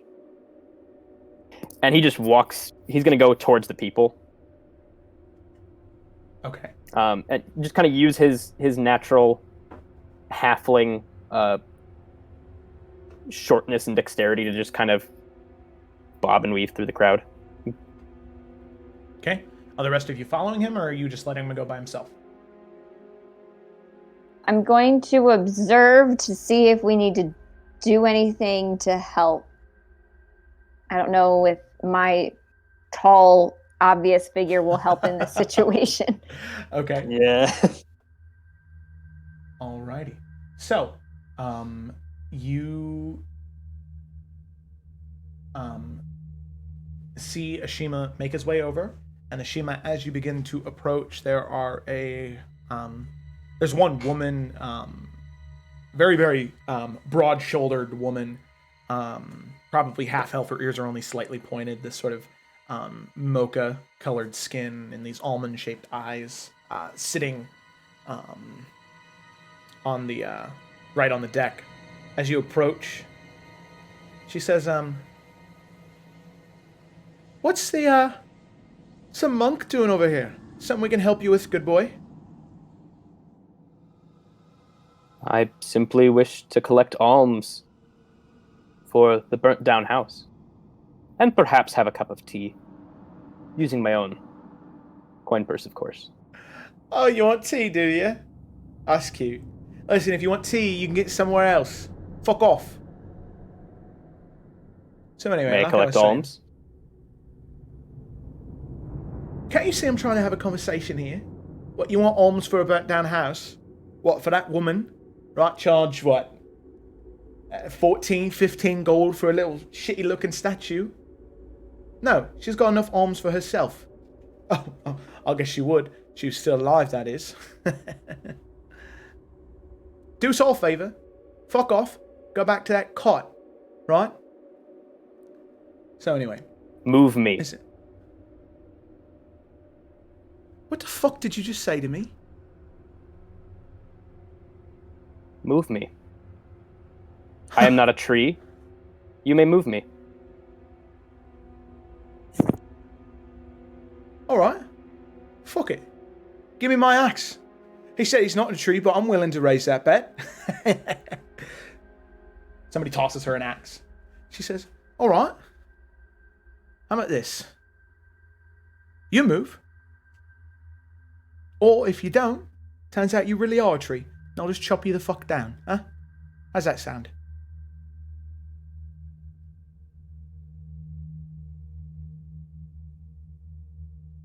Huh, little man? Pushes your. Are you guys pushes your doing shoulder. anything?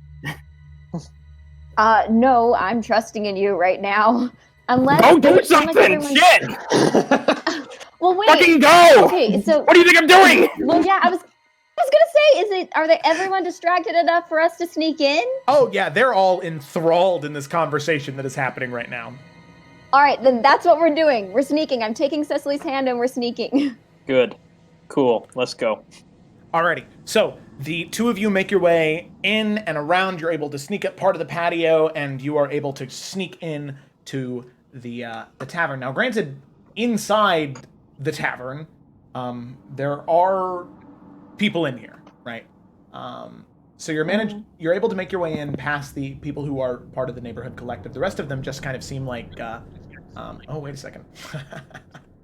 Forgot that there was stuff from Evan's little doodad here. Okay, so we'll leave that up there because that's relevant.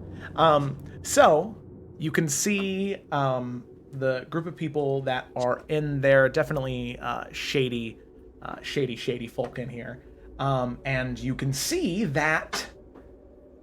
Ashima getting pushed in the shoulder by that woman.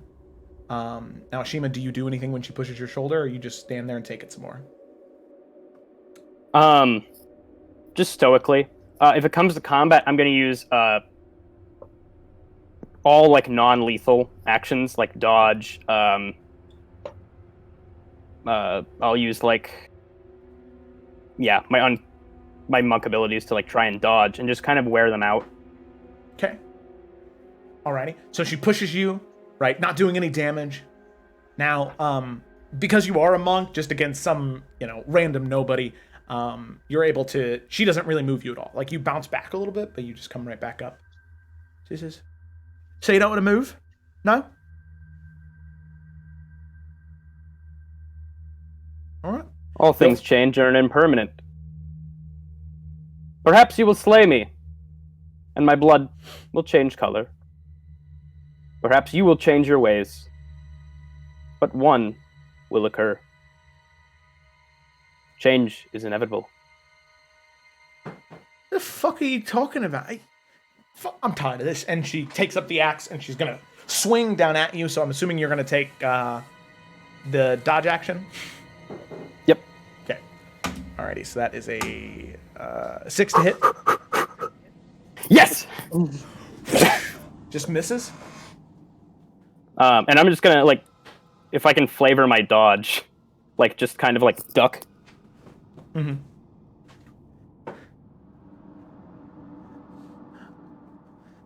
All right. You got lucky that time, and she's going to go to swing again. That is another 7. This time I want to jump. And you can see she's starting to get heckled by the people behind her. You are correct. I do not have roots, and therefore am not a tree. You've won.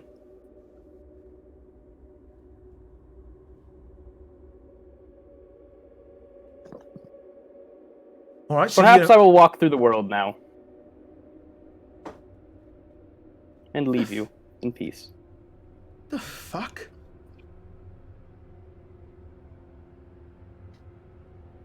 And then you just turn and walk away.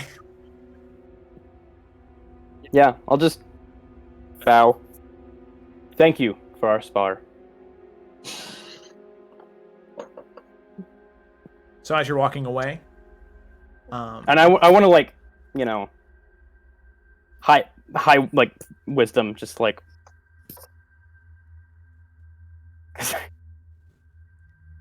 But go ahead, sorry. Okay. So real quick, I would like you to make a perception check. Okay.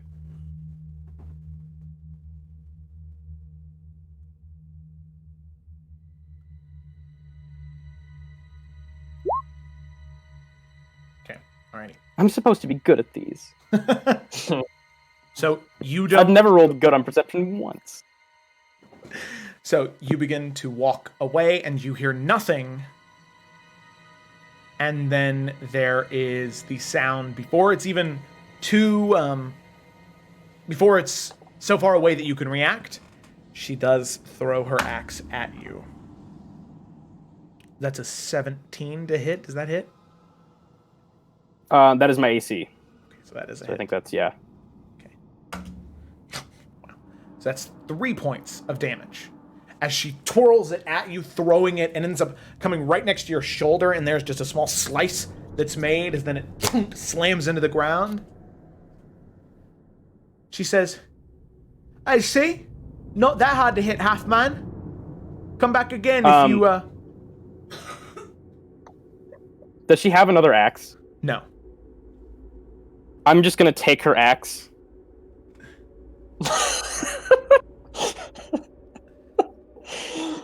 I don't need an aphorism for this. And I'm gonna walk away with it. Okay, so as you are walking away... around the corner, I'm gonna fucking run. Okay, so as soon as you round the corner and begin to run, you can hear the cellar doors open, and as you look off to the side, you can see bronze-scaled Dragonborn, very thin, very live, making his way out of the cellar, and the two of you make eye contact. And as the two of you make eye contact, you see Ashima slowly bleeding out of his arm with an axe in hand.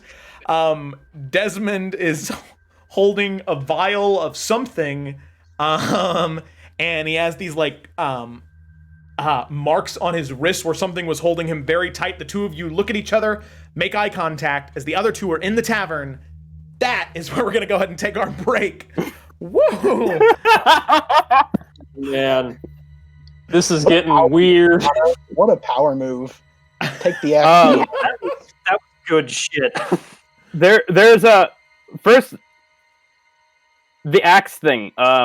There's a member of the Lenape tribe here where I live named Mike Pace, and he would always tell people, he's like, people always have this thing about Native Americans throwing tomahawks, and the thing is, we don't actually do that because then you don't have an axe anymore. Yep. They have the axe now. So I just thought that was relevant. I'm just gonna share that. Oh man, awesome. Yeah. Okay, well, we're gonna go ahead and take a break. We'll be back in 5 minutes, so hang in there. I'm gonna go ahead and go to the break screen, and we will be right back.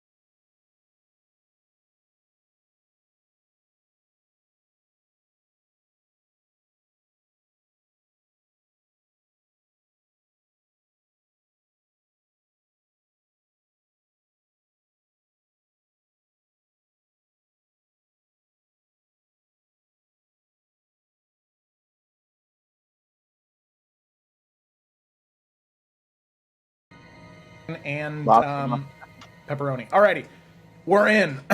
Sorry, you just picked up the tail end of me saying that I had some pizza. Second half of this is sponsored by Monster Energy. I really feel like at some point, if this goes on long enough, at some point we're gonna get a letter from some company that's like, "Hey, you didn't really do anything illegal, but please stop." But I'm gonna have to like start drinking it like this, where I cover it up. If Hideo Kojima can do it, we can do it too. Yeah. Did he never get permission from them? No, I don't know. Nothing says that he did. Well, You're good, Joe. What I'm saying is you're good. You're good. Okay. Alrighty. So with that, let me put my other headphone on. Oh yeah, there we go. Now we're locked in. Dialed in. Alrighty. What was that, Cameron? Were you vibing just for a moment? It was vibing. Yep. Straight up vibing. Okay. Alrighty. So with that, let's go ahead and jump back in. So last we had left off, right? Our group had been split off in about 17 gajillion different directions, and now it seems like there might be some small sense of unity. Kind of. So what we had is all the way back when Poe had dived in to the water, swam away, but Desmond, you've seen no sign of him, and the rest of you've seen no sign of him, and it turns out that people are still looking for him. Selrich specifically is trying to find him. Now, Cecily, Bianca, and Ashima, the three of you tried to make your way to the Squatting Lion Inn in an effort to find some evidence that would incriminate Selrich that you need to give to not only Veronica, but also to Rose. So, you head there. There is a brief interaction between Ashima and this one guard that eventually ends in a small cut for Ashima, but also Ashima is now the proud owner of a new axe. And Bianca and Cecily, the two of you make your way into the tavern, and Desmond, you make your way out of the cellar, making eye contact with Ashima. So as two of you are making eye contact, real quick, we're going to go ahead and jump to Cecily and Bianca. So the two of you are currently inside the tavern. You make your way in, and it seems like there's not really any people that give you any attention right off the bat. In the tavern, there's currently maybe 20, 30 people, and it's a really, really large tavern. And there are maybe two, Bianca, that sort of look up towards you, and their eyes linger for a little bit, and then they look away. And you're not sure if that's just because you are who you are, or because of the way that you look. You're not exactly sure. But they seem to look at you for a moment, and then look away, and they don't get up and move, they just stay right there. So the two of you now in here, what do you want to do? Real quick, what is everyone? Are they just eating? Is there a big group having a discussion? Is anyone playing chess? No. Right now, definitely, you don't get chess vibes from this place.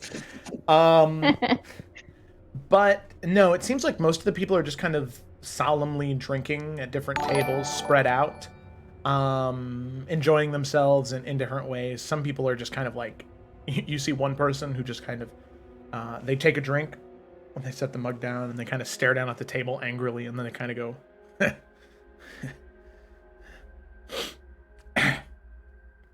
remembering a joke. But most of the people are just sitting by themselves. But not a lot of foot traffic going upstairs and downstairs. No, not really. It is only, right now at this point, I think it is only noon, 1 p.m. So it's still broad daylight outside. Mm-hmm. So in the midst of day drinkers right now. Okay. Well, we could just kind of start walking towards the stairs. Yeah. Bianca, I don't know if this is your crowd. Do you know which room is his?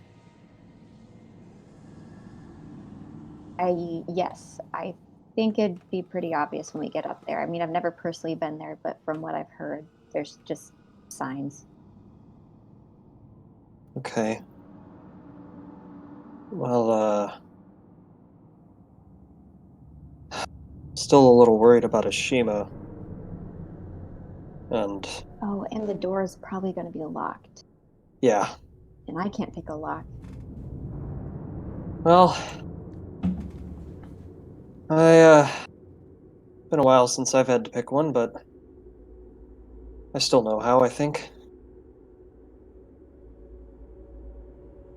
Maybe, well,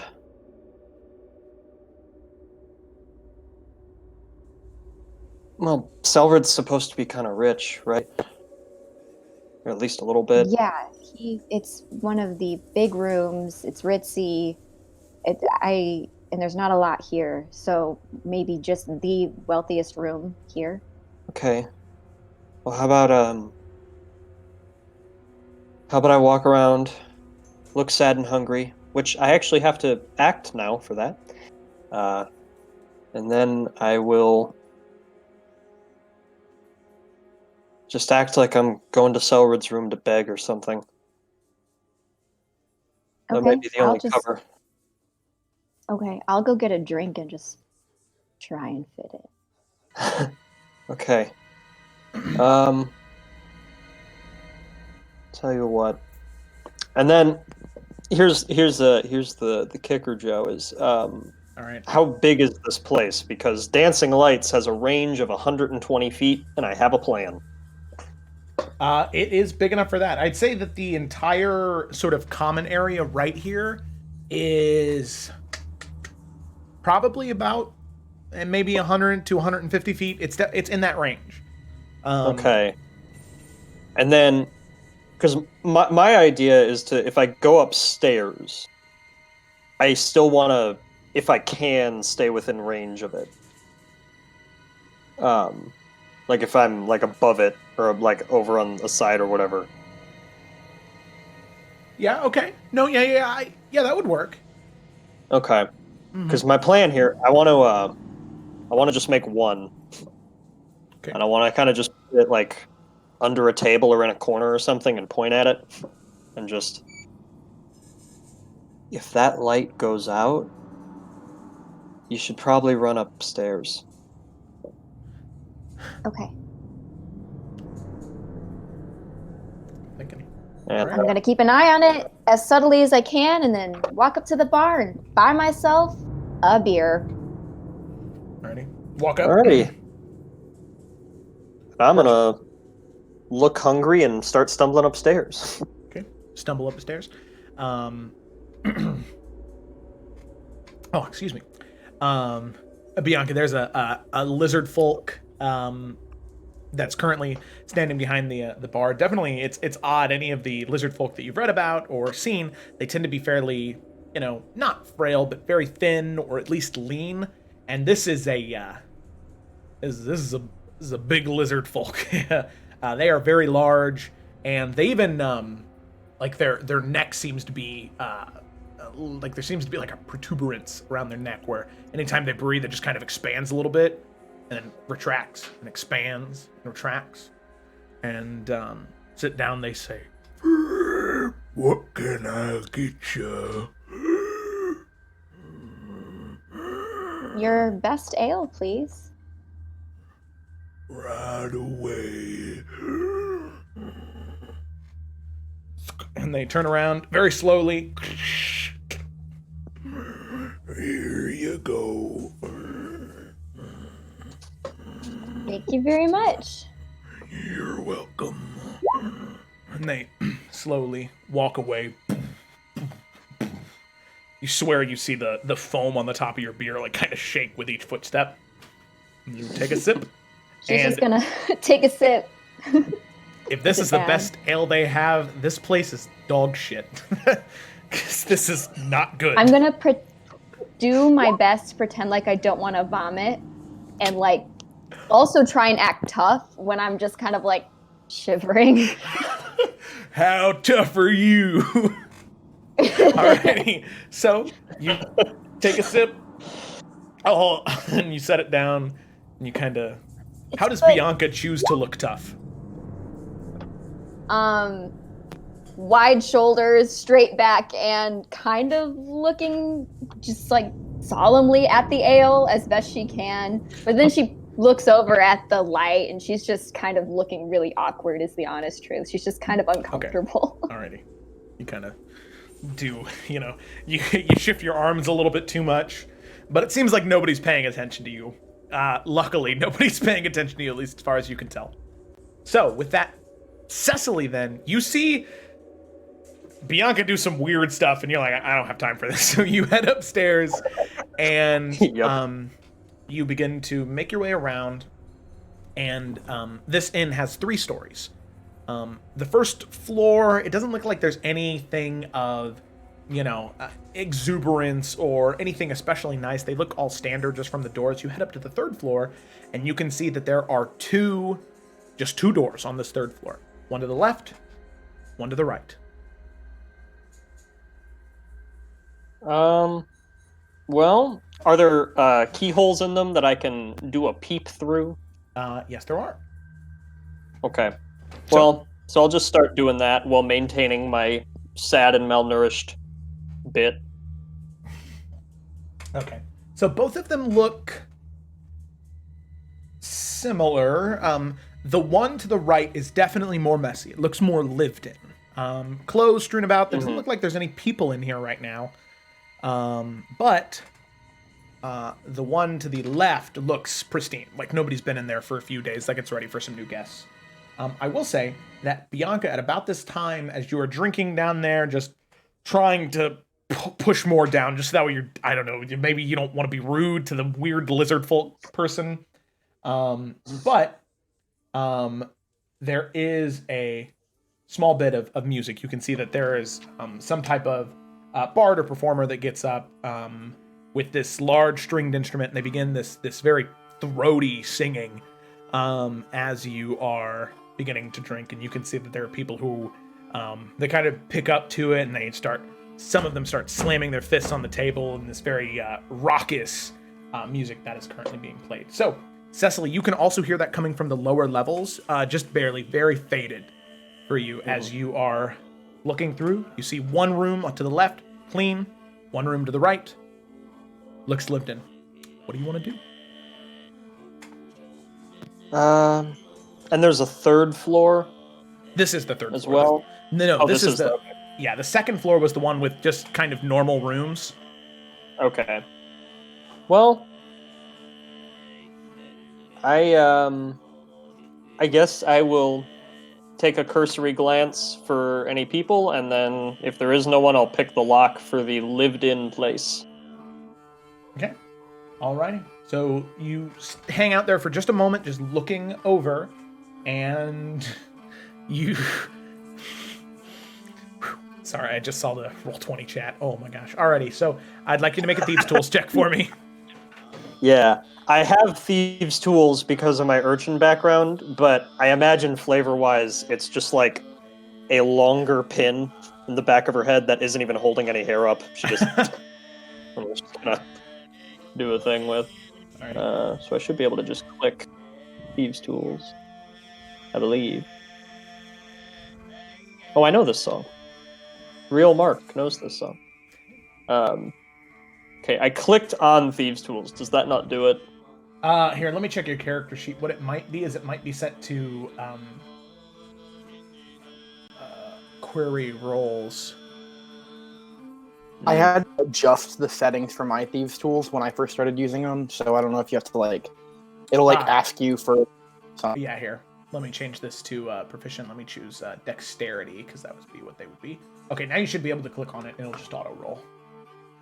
Oh, and then my proficiency in disguise should be 5. I've been wondering for months why those were question marks. All right. All right, cool.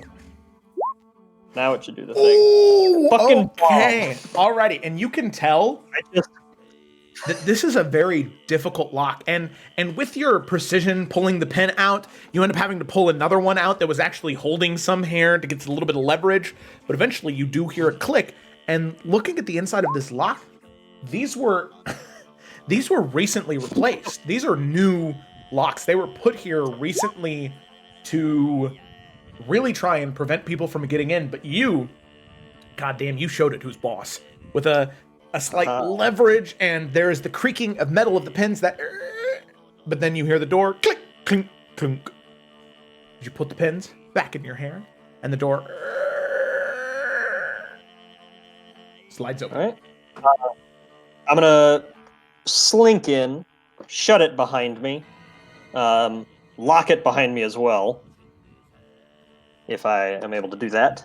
Okay. And then, all right, time to start snooping for a brooch. Okay. Alrighty. So you start peeking around, looking, and I'd like you to make an investigation check for me. I just realized I might not know exactly what this brooch looks like, but did she wear it in her portrait? She did, yeah. Okay, so I'll at least have that memory. All right, investigation. I am not smart, so let's see what happens here. Okay. Yep.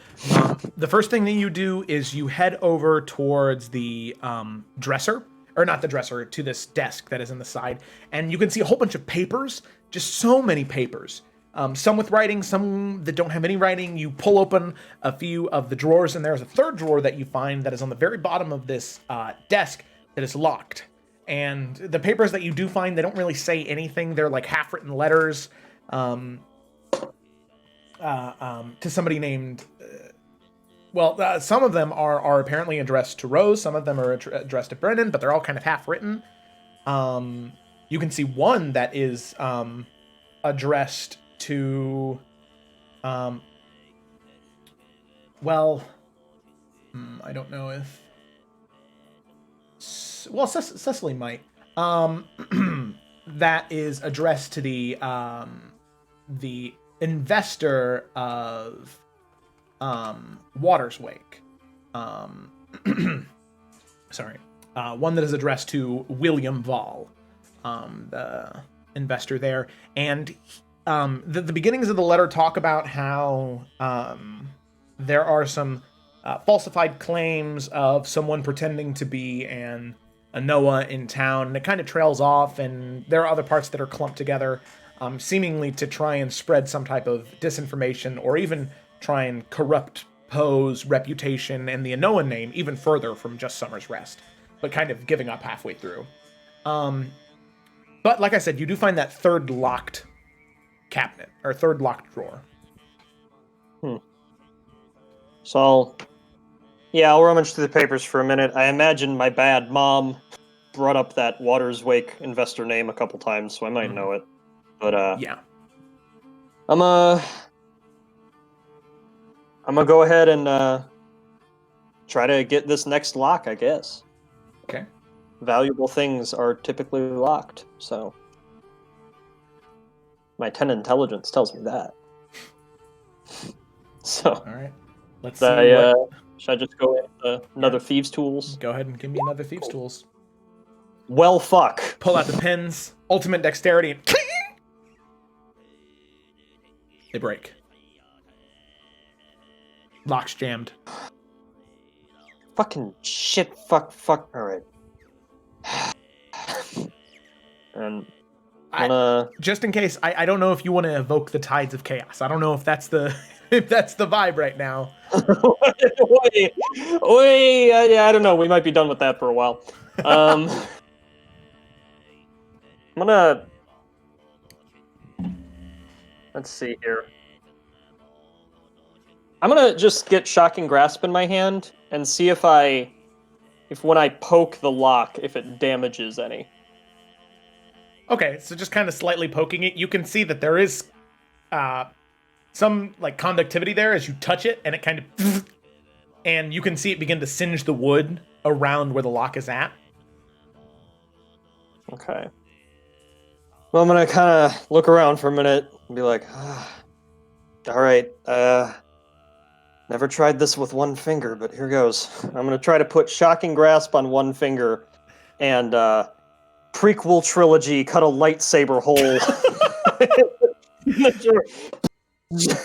Just try to open the drawer, make a little hole. Go ahead and make a charisma check for me, since you're a sorcerer. Use your spell casting modifier here. Let's see what happens. Okay, It is not as pretty as you want it to be, but as you are going around, you are kind of... And it's not really a circle, more than like a kind of globular oval with different lumps in different places. But as you're carving around the lock, eventually you finish it, and the lock does...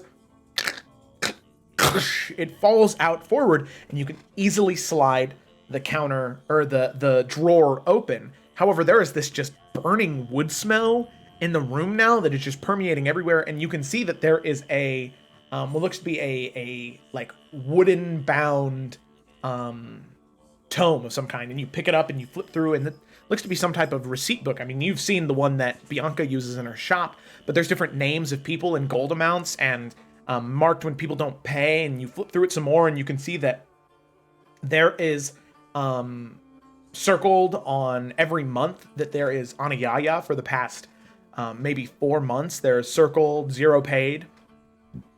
And then you can see on the last page that seeming was filled out maybe just the day before or within the past few days, that there is Anayaya's name, and then next to it says dealt with.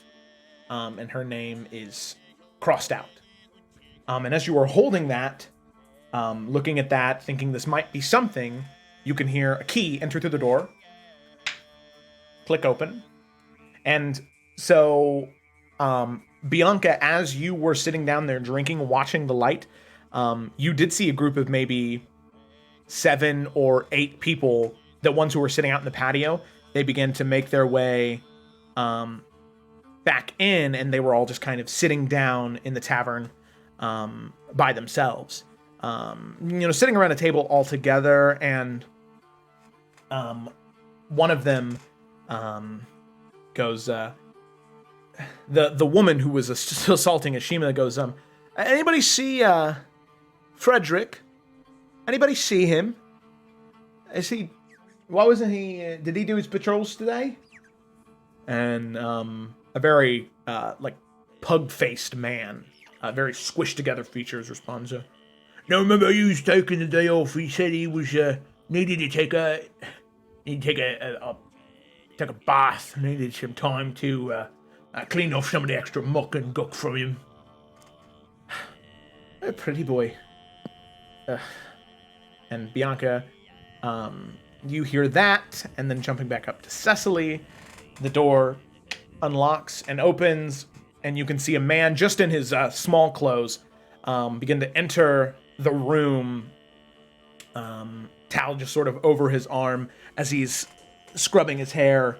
What do you want to do? He's like I said, he's wearing clothes right now, but he's definitely just drying off his hair, and he's about to look up and over towards where you at. You can see that in the room there are 6 beds in this room, and the balcony is open, but you are on the 3rd floor. Right. I'm gonna, if I have time, I'm gonna get under the bed. Okay, go ahead and make a stealth check for me.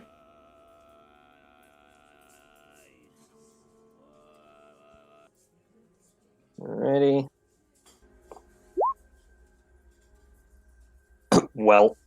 So you go to dive, and you thump, your shoulder hits the side of the bed, and he goes, wait, what? And he runs over towards you, kind of scooting the bed off to the side, and he goes to grab you. He's like, hey, wait, what are you doing with that book? No. And he's going to grab at you, trying to grab the book out of your hands, trying to separate you from the book. What are you doing? All right. I'm going to let go of concentration on the light downstairs, and I'm going to put my hands up and just, whoa, hey, okay. Let me just explain what I'm doing here. He takes the book. So, Bianca, do you head upstairs? Yeah, I'm gonna, seeing it go off, I'm in the middle of trying to slurp some of the gross ale, and then I'm gonna choke slurp, and I'm like, okay, and then set it down, and then kind of not trashed, but a little tipsy-ish, pretend a tipsy walk, just kind of towards the stairs, and then going on up, trying to seem like I'm just moseying that way. So as you make your way towards the stairs, you hear this, ma'am, do you plan on paying for that? Oh, Oh, I'm sorry. My bad. I've lost my mind. Sorry. And she'll pull out like a gold piece of gold, and then, well, actually, it's probably not gold. It's probably like a silver, and she'll give him a silver. Thank you for your patronage. Grabs it. Oh, thank you. Thank you. And then she will continue her way upstairs. Okay, all right. So now you kind of mosey your way upstairs around. So Cecily, he grabs the book from you, now holding it in his hand, and you see him kind of rushing over towards an area, trying to at least get like a cloak on and pull some trousers on. So he grabs just a scimitar off the wall, kind of points it at you. So, explain yourself. What are you doing in here? This goes a lot better if we're both quiet. Okay? What? How about I'm you? trying to help you out. Okay? Look, you're one of Selrich's people, right? Maybe. Well, look, I don't know exactly what the guards know or what's going on. I don't know if someone tipped them off, but I heard wind that they were going to start searching one of his rooms soon and looking for that brooch. And I knew he wasn't going to trust me if I just came up and told him, and I didn't have time to find him anyway, so... Alright, look, this is a little embarrassing to admit, but I was hoping that I could get it out of the room, and then later, like tomorrow or something, I could be like, hey, Selrich, I'm a street kid, and I saved your ass. Can I join your group? That was my plan. Go ahead and make a deception check.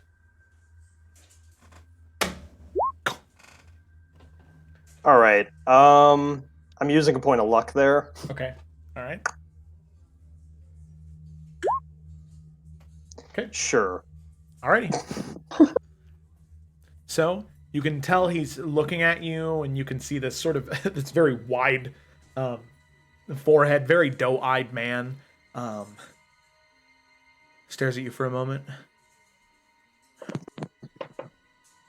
Well, listen. I mean, if you were able to break in here and you were able to get that lock open to get the thing, I don't see why Selrich wouldn't want you in the group. I mean, believe me, we need people with light feet and sticky fingers. Yeah, well, you know, when you don't get anything handed to you, I guess you figure out how to do it yourself. Oh, yeah. No, I definitely get that. And Bianca, as you go up to the third floor, you can see, peeking as you sort of look around the door that is open, a man with a green cloak on, holding a scimitar and a book pointed at Cecily, as Cecily's hands are up just kind of on the ground. What do you want to do? Hear any of their conversation? I mean, if you would have been like running up the stairs, you would have just gotten there as the kind of slowed down right there, where he's just now pointing the sword at her just slightly. Then I'm going to just come up behind him with my short sword and like press it on his back and be like, any sudden movement, and I'm going to take your life. All right. Looks like I'm even better than you thought, huh? So, here's how this works now. You let me know where the brooch is. I take it. And I just get out of here. And that's my ticket into the group, right? And if you don't let me know where the brooch is, then, well, you know, she's used to stabbing people. I can do more than that. I don't know anything about approach. All I know is this book is important. He said if anybody ever gets his hands on this book, it could mean really, really bad things for not only him, but for everybody involved. I don't know anything about approach. I promise. I promise. Hmm. Is this his room or someone else's? Yours? Well, he stays here, but uh, I don't know. He has a. I think that he bought a place a long time ago, but he doesn't stay there. He stays here. He says that it's too cold. There's too much of a draft in that place. Okay. Well, maybe for the time being. You know, to save your gang's ass and all that. I could just take the book. And then maybe you can let me know where that house is. Yeah, okay, yeah. Just all right. So everybody, calm down, right? Maybe take the sword away from my back. Bianca will shut the door, put her back up against it, then twirl the sword and put it back behind her back. All right. There you go. Who do I give the book? Me. All right. There you go. And he stretches out to you. Take it. I don't want it. Alright, and I'll just... Alright. So, house? It's right towards the other end of town. It's on the mountain overlook. It's a lone shack, standing alone by itself, looking over the cliffside.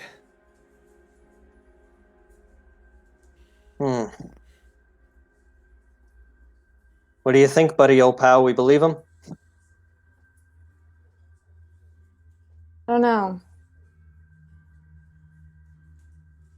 I think we have enough information, though, regardless. Yeah. I think I did pretty good. Alrighty. Well, He turns around, just slightly like cocks his head, and he turns and faces you, Bianca. Bianca? What? Do I recognize him? No, I mean, you, before all of this, you would see, maybe 5 or 10 faces a day. What? How did you... You're working with her? Why would you want to join the gang? How do you even Clearly know you about don't know it? me very well. Guess you need to keep better tabs on people. Yeah. I guess so. Alright, well. You can go then, right? Right? I will be going, but you won't be. And then she's going to use her blood powers to freeze him. Oh, shit. Okay. Alrighty, is that a con save? Let me double check. Where's my... Thought you were to straight up murder him. Yeah, I thought it was... Woo! That would have been fun. even Cecily would have been like, Jesus Christ, Bianca. That's like an Evan or a Kokolny moment. Oh, yeah. Yeah, that is. Strength saving throw, and I'm going to amplify it so it lasts longer. So I'll just, while I say that, I'll have slit my hand previously behind my back, Okay. and then there'll be blood dripping from my hand when I do it. So Okay. I'll just do a little D4. All right. Oh my! Why when I hurt myself, it's always full points. Whatever. Alrighty. So that is an 11. And that was a... 14. So Nice. yeah, he's frozen. He's Let's go, frozen Cecily. in place. Alright. As we're walking away, I just want to make a little shock between my two fingers and say, "Don't tell anyone about us, the lightning will know." And then I'm just gonna leave him with that and walk away. We're gonna shut, and if we can leave it locked, that'd be ideal, so no one can come find him for a while. Okay. Alrighty. Sounds good. So the two of you head back All right. and out, and with that, we'll hop back to Desmond and Ashima. Ashima, you heard the woman go, Fine. Keep it, fucking asshole. As you run around, make eye contact with Desmond. Desmond's gonna look, cock his head. I need to go. You can come with me, but if you do, you have to keep up and stay quiet. And then I'm gonna take off towards the shack. All right. He's gonna keep going. He still has the axe. I don't know what to do with this. Okay. Alrighty. He won't be running like a madman, but he'll just have it. Okay. Alrighty. Go ahead and make. I'd like both of you to make stealth checks for me.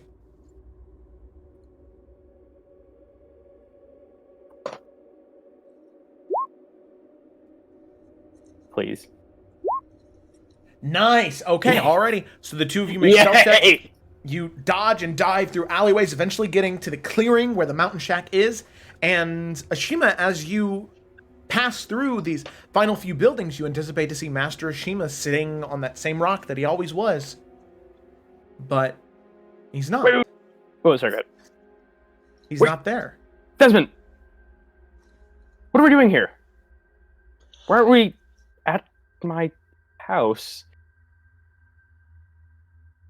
Just come here and you'll see. And I'm gonna go in and look for the floorboard that I was about. Okay. So as you pass, Ashima, your small cluster of rocks that you made is still there, but there is a small bird of a feather, or feather of a bird that is sitting atop the cluster of rocks.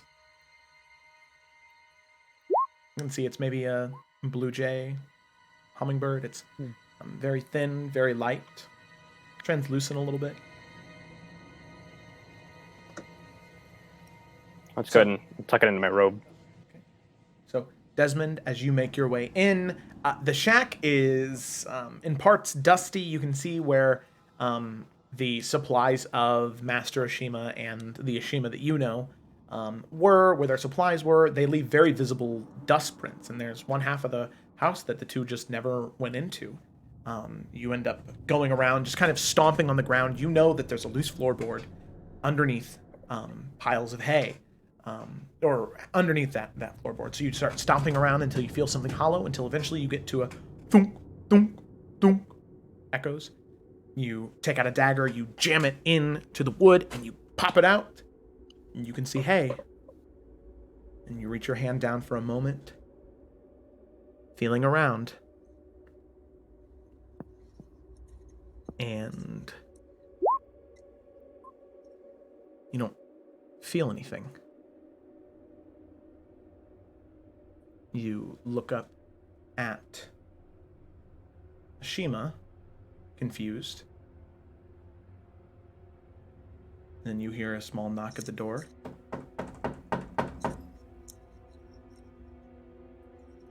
Are you gentlemen looking for something?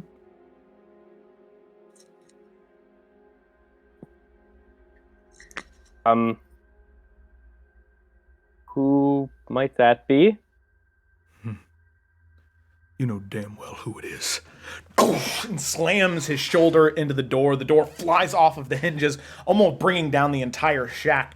And you can see him standing in front, this cool breeze rolling in after him. And he looks towards the two of you, scimitar in hand and the amulet in the other, the same one from Anastasia's painting. Were you looking for this? I'm looking for my master. Oh, well, he's gone. He left. Believe me, it wasn't me, as much as I would have loved to go around in a circle with him. Sadly, he was gone before I could get here. But I had a feeling, with Mr.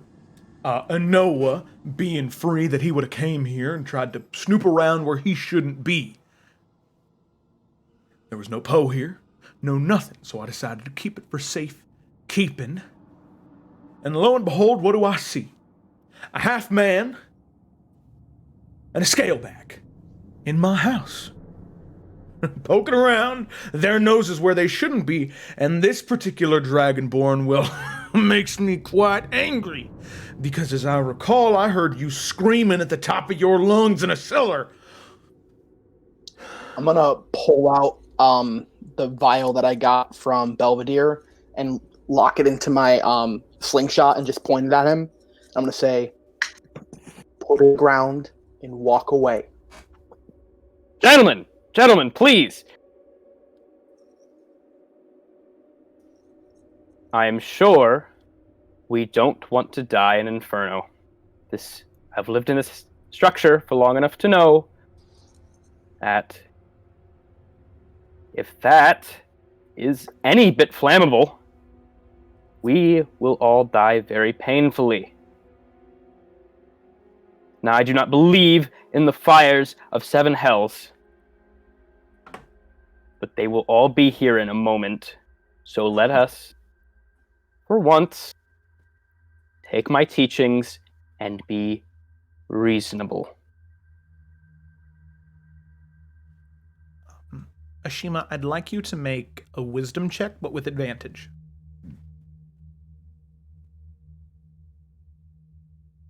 Okay. I'm not going to lower my slingshot at all, just aimed right at him the entire time. Okay.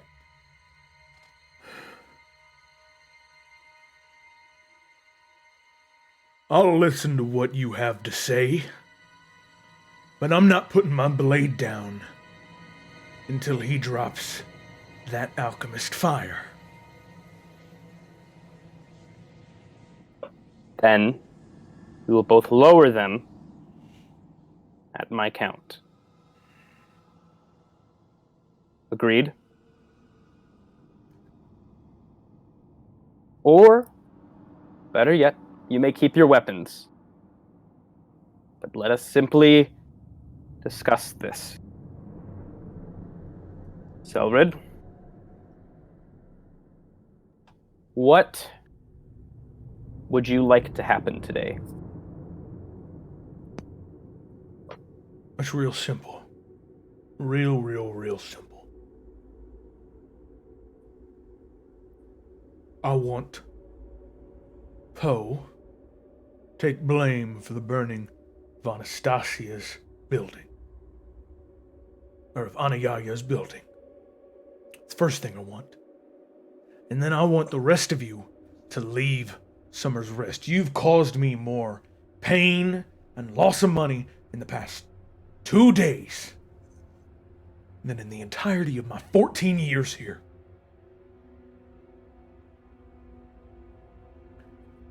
So I'd like you to leave, and I'd like you to never come back.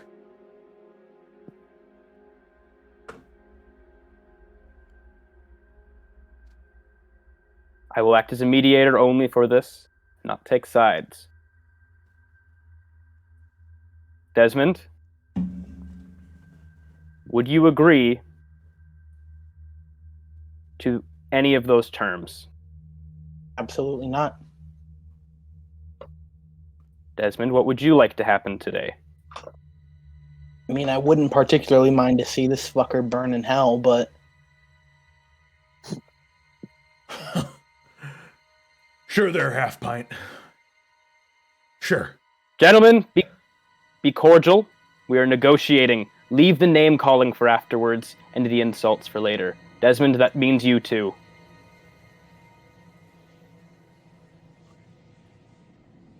Your What I would optimal like- outcome today. Yes. it's for Selrich to come clean about everything that's gone on for the past 14 years, including the stealing, the murder, arson,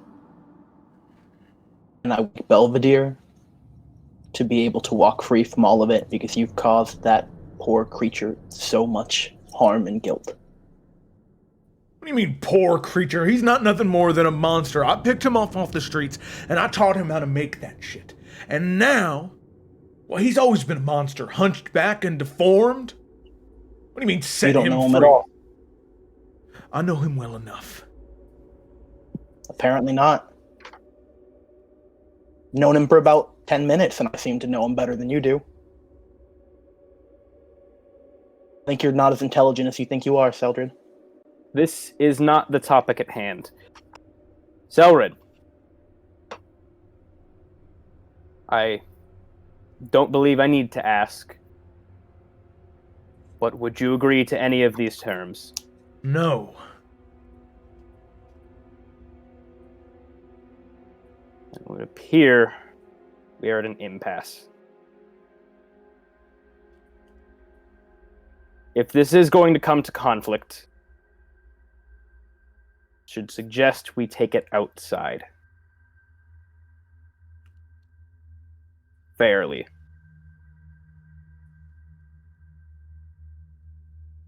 Is this reasonable? Selrich?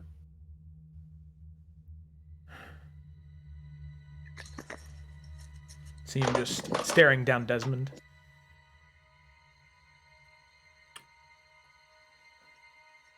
Oh no. I think this one here's got something he wants to prove.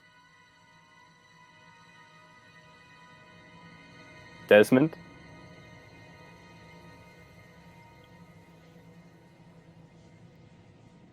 I wouldn't mind a crack at him.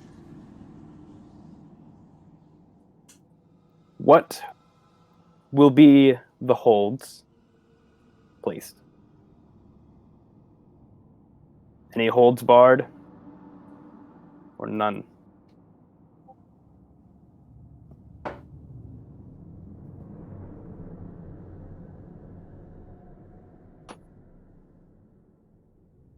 Thing that really bothers me right now is you really think you could take me all by yourself? Even if you do have that fancy fire, no chance in all the 9 hells from Dis to Bator you could ever stand a chance against me.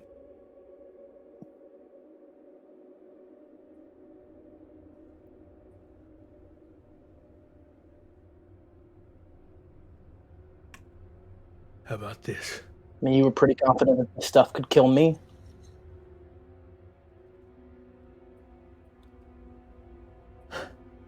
Fine, why don't you live up to your words, big man? 'Cause half pint is more appropriate. Go ahead. Shoot off that alchemist fire and see what happens. Desmond, you don't want to do anything foolish. Oh, I think he does. I think all this one knows how to do is foolish things. Don't let him goad you. It's too late. Besides, what would another half pint, who probably never amount to anything anyway? I mean, I've seen you for what? 6, 7, 8 months in this town, sitting around doing jack shit for your master because he tells you to. Oh yeah, some great wisdom. You know, it's really funny. I hear him in town all the time, talking about you, saying how worthless you are, how you come from nothing but a dirty halfling family, that you'll never amount to anything, and you will never be the reincarnation you're meant to be. So,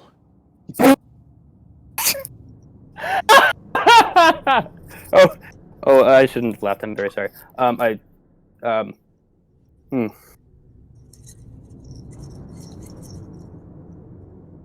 oh, that's right, I forgot. He doesn't no. talk to you.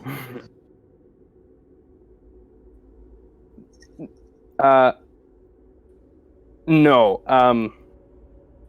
Just focus on goading Desmond. This will not work. But regardless of the point, still suggest that we should get out of the very flammable cabin here.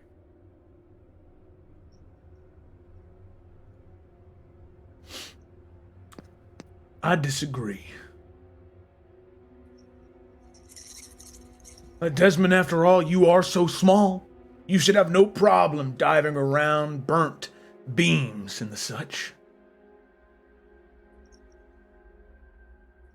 Or you can take the coward's way out. Fight me on the cliffside. Then I can throw your puny ass off. It's up to you. Can I try to with my slingshot lowered, sleight of hand, switch the vial of the fire to one of the vials of acid that Bianca gave me? You can certainly try. Go ahead and make a sleight of hand check. I'll just like drop my hands to the side and try to like do that swap if I can. Okay, yeah. Okay. You try and reach in, but there's too much clink, clink, clink, clink. Well, you just proved my suspicion. You are a coward. Well, gentlemen, if it's all right with you, I'm gonna leave now. And I think it's best if the next hour or so, you evacuate yourselves, not just from this house, but from my city as well. Make myself clear? Can I shoot acid in his face? I'm gonna whisper that to Ashima. I believe he can hear you. I don't care. I would prefer if you didn't instigate violence.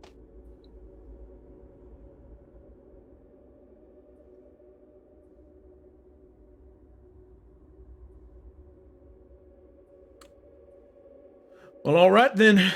You sowed your fate. I gave you a chance to leave. And he begins to walk towards you, Desmond, scimitar in hand. And as he walks towards you, the scimitar is raised up, and he's probably only a few inches away from being within melee range to you. This is ridiculous, but he's like 3 feet taller than me almost. Uh-huh. Can I like dive between his legs and just book it outside? Go ahead and make an acrobatics check. Can I assist? I have By- the what is the Grappling hook? I have an action, so I can like bonus action disengage. Yeah, that's fine. It's just Can more I so. count that? Well, because the thing is, if you're trying to dodge the swipe and get under him, the disengage would just cover your exit, not coming into range of him. So that's what the acrobatics check Well, is then for. I will. Okay, I'll do that then, I guess. Okay.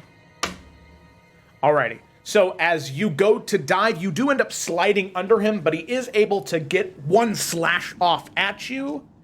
And that is 8 points of slashing damage as he whoosh, slashes into you, and you see him go to make another flourish and slash at you behind him. But you are just too quick as you slide and exit and begin to just run out of the outlook. I'm following suit. Okay. As soon as see that. So Ashima, as you, what's up? Go ahead. Okay, as you I go was just saying, like, while he's focused on Desmond. Okay, well, as Desmond slides out, seeing that you are now trying to make your way out, it seems like he has one more flourish that he just brings towards you as you are leaving. And that is a 17 to hit, which I believe just hits, correct? Fucking damn it. That's twice, yeah. And then that is, that's only 5 points of slashing damage to you. Getting low today. So he slashes Right, at so you. yeah, But you can see him kind of, seems like at that current moment he's out of energy, and you dart past him. Now I will say that he did have the brooch in his other hand during that time.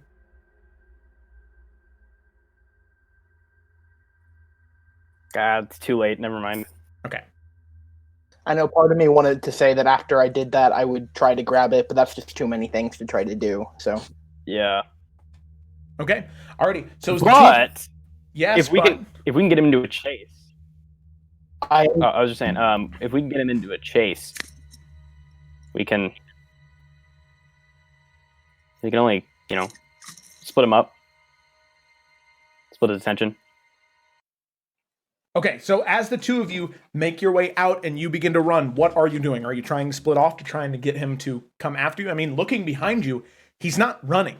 He just kind of using the house, coming out from underneath it. He just slowly begins to walk in your direction as you are running away. It doesn't seem like he's trying to chase after you. He's just slowly pursuing you.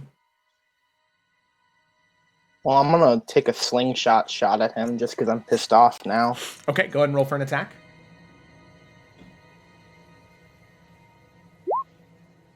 Okay, that's a miss as you fling it back and he just ducks out of the way.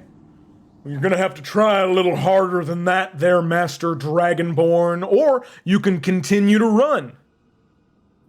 How's that sound? Well, if he's not running, I'm not gonna run. I will slowly walk if he's going to slowly pursue. Okay, alrighty. Desmond, So- I don't know if this is our fight, but I'm here for you. As you, so the two of you both slow down after getting outside the house as he's slowly pursuing. He says, begins to shout out, I found him! I found the Dragonborn, and I'm wounded. Oh, my arm! They tried to bludgeon me in my own cabin, and the monk, he was part of it too. They're, help somebody! And you can hear that there are now people that are beginning to sort of move away as you guys are closer towards town now. As he's slowly hobbling towards you, the two of you hanging out within, maybe 15 feet. And he says, please, somebody stop him. You can't let him get away. I swear that these are the criminals. They've been working with that Poe, and they're trying to bring this entire thing down. They're trying to ruin the place that we have here. Shouting out, and you can see Now we run. I'm gonna toss my daggers so that the only weapon I have is a slingshot, for that to be my alibi that I didn't hurt him, because I only have a slingshot and I'm a tiny little person. So Okay, so it's gonna toss him as far as he can. as people start to look out and see the two of you, do you now want to run? Yeah. Yep. Okay, alrighty. So- So I'd like both of you to make athletics check as you are trying to sprint and get away as fast as you can from the people here. It has to be athletics or be acrobatics. No, athletics, because you are Backflip trying to. away. Yeah, you're trying to run as fast as you can, trying to keep up your stamina. That's the bigger thing. Okay, one moment. I think my roll 20 is frozen. Ooh, that is not good. Okay, I'm gonna try refreshing it.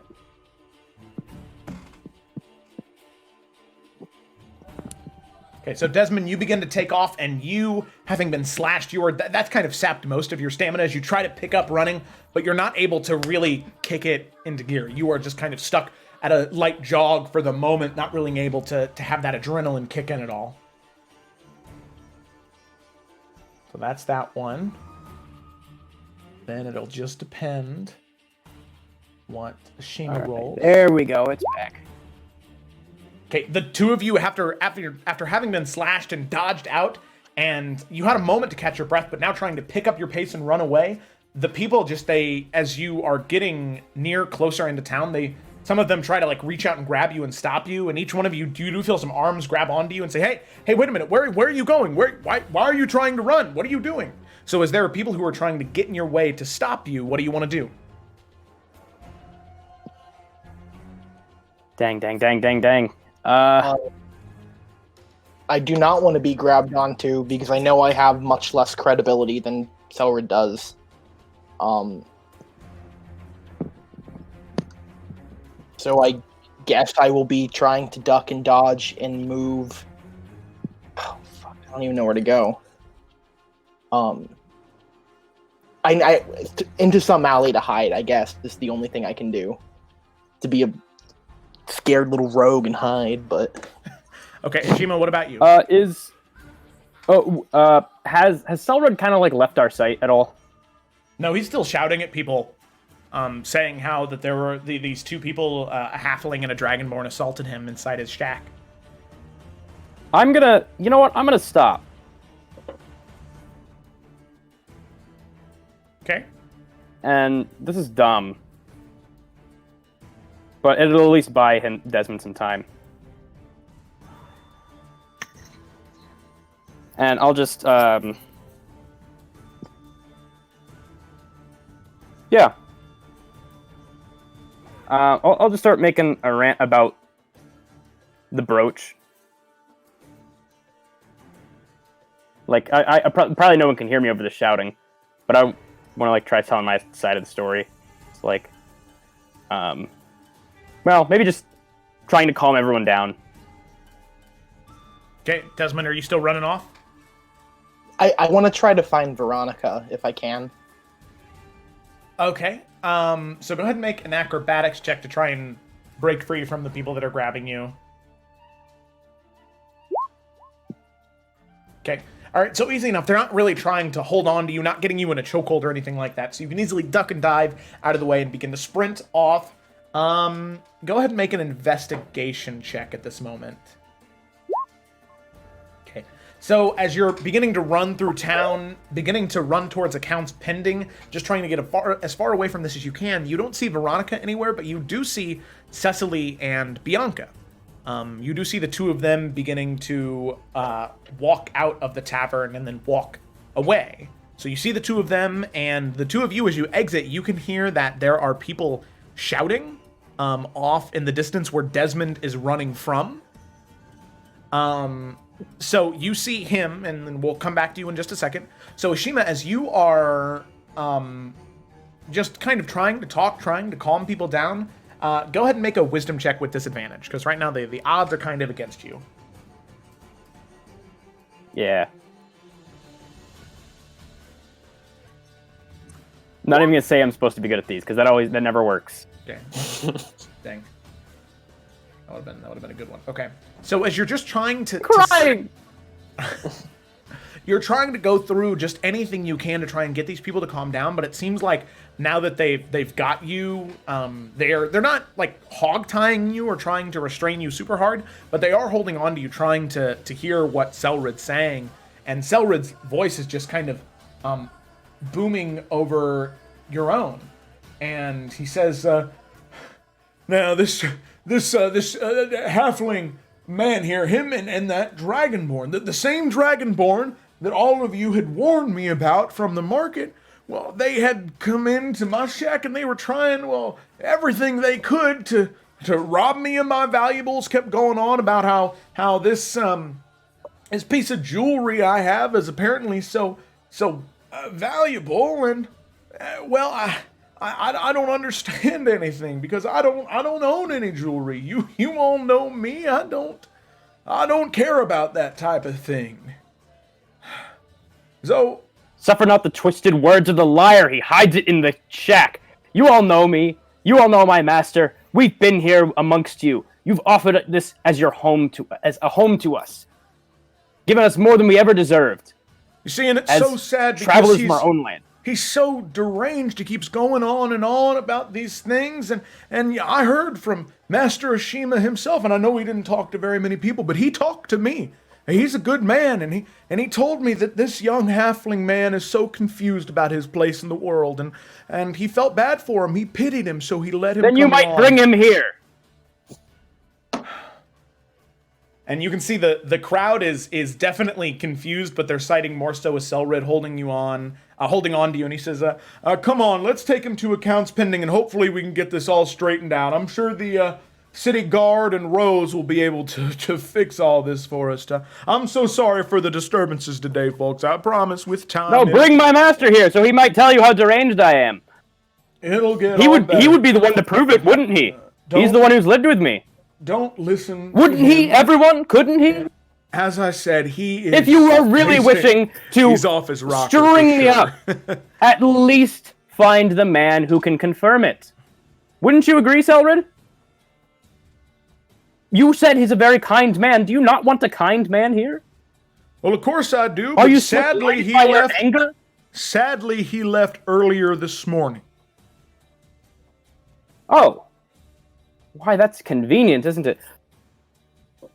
Because I am also a part of the envoy from Loshar. And if you talk to the embassy, they will bring him here.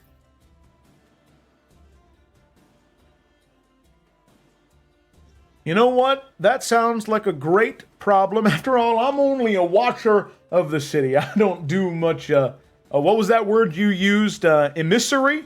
I don't do much of that there, pal. I more so keep sure that the people that I live with are kept safe. You know who does do that?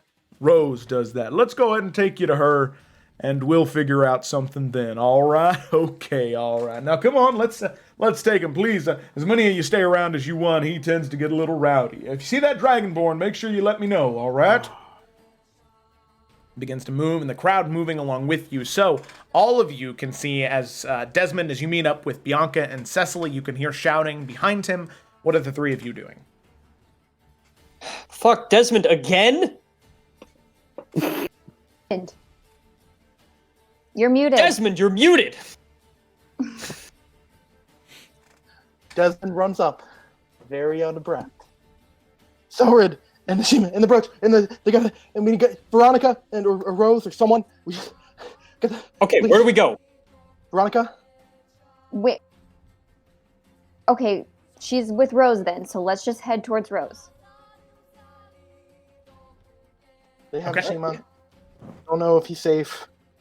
Selrich tried to kill me. Alright, well, fuck, let's just move fast then. Okay, so the three Also, of you... Cecily, keep that hidden, like, under your jacket. I don't know.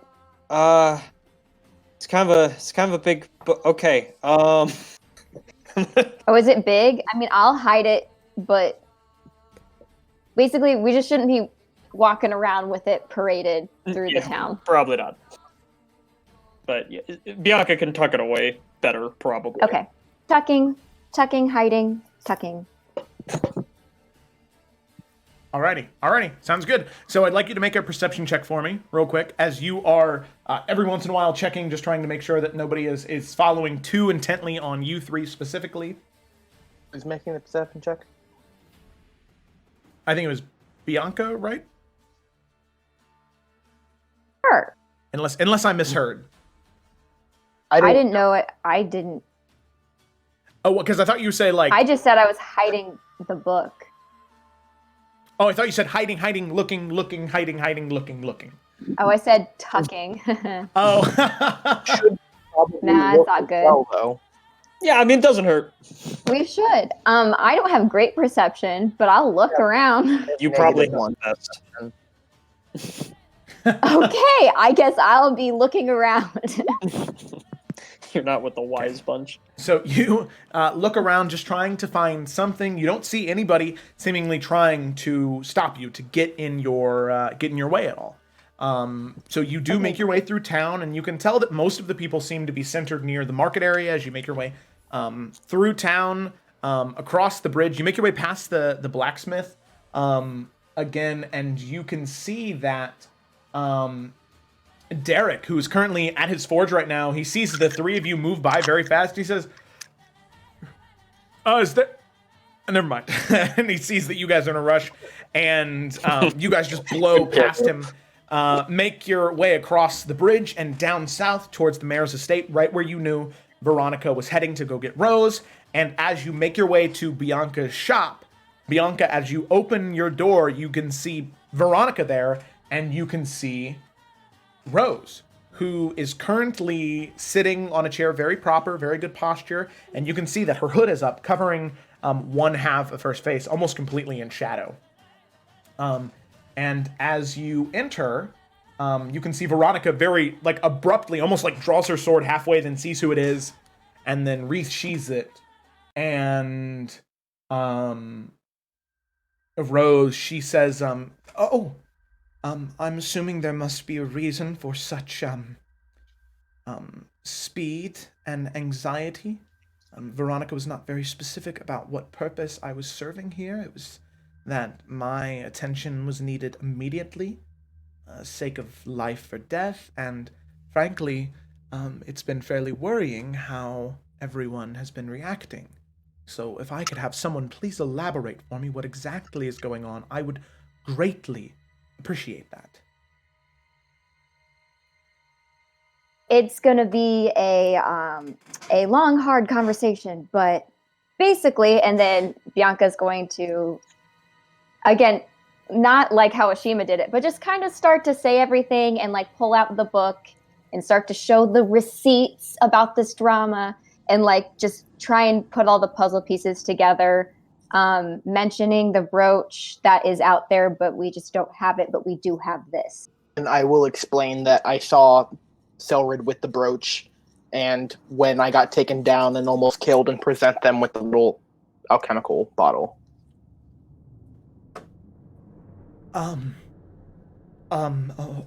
Okay, all right.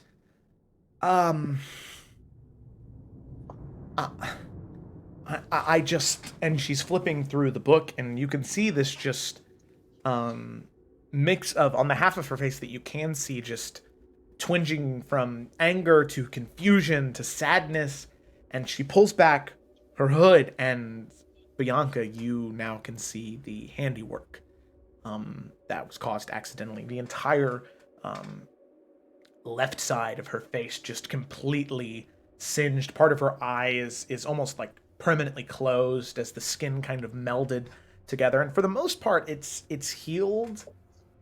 It's still scarred, and it is grotesque, as also part of her hair on the left side is also singed away. You can see that some of her hair is trying to cover it. Bianca will definitely like start to take a backseat in the conversation as much as she can now, and kind of sheepishly just kind of be like ashamed. So what you're trying to tell me is that for the past, what looks to be 7 years, that Selrich has been lying to my face and to the faces, the people of Summer's Rest? Well, what else would dealt with mean? Right?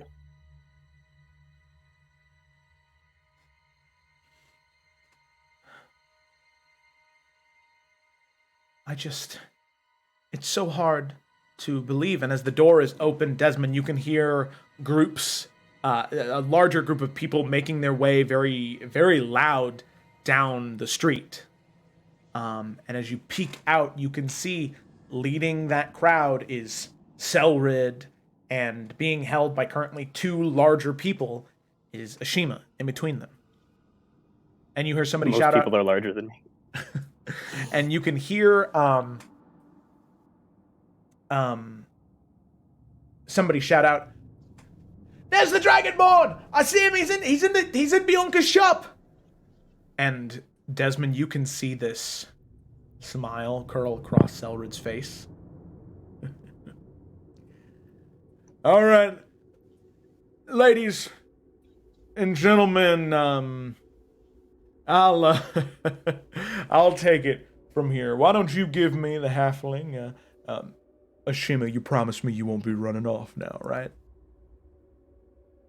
Man of decorum and speech, as it is. Sure you don't want to do anything silly, right? Unfortunately, yes. Unfortunately, I also don't think you'll offer me the same respect and decorum. But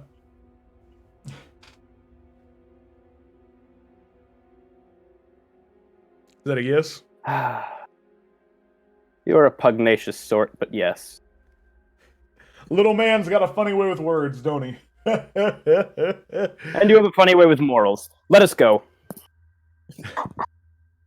Oh, yeah. Like I said, off his rocker, this one.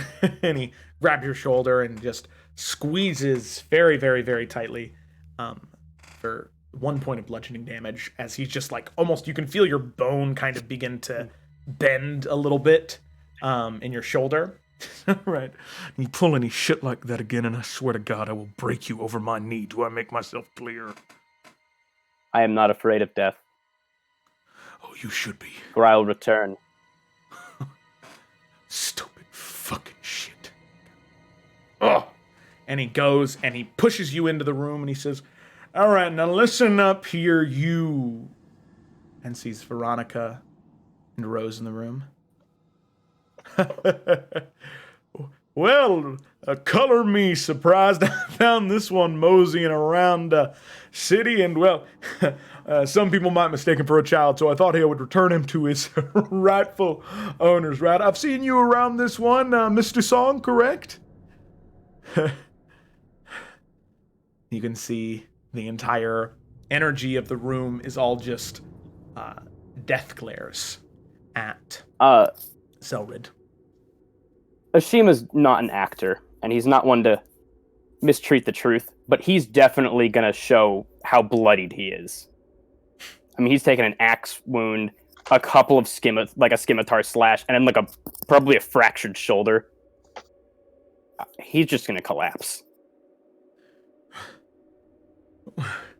Well, he was jumped on the street.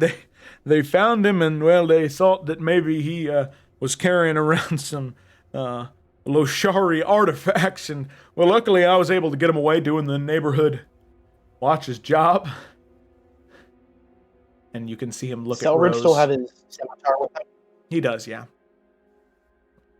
And Is there blood on it? Kinda, yeah. I'm going to look at Rose and say, I'm willing to bet all the gold in my purse that if you line up that scimitar with the cut on my shoulder and the cut on Ashima, you can see that they match.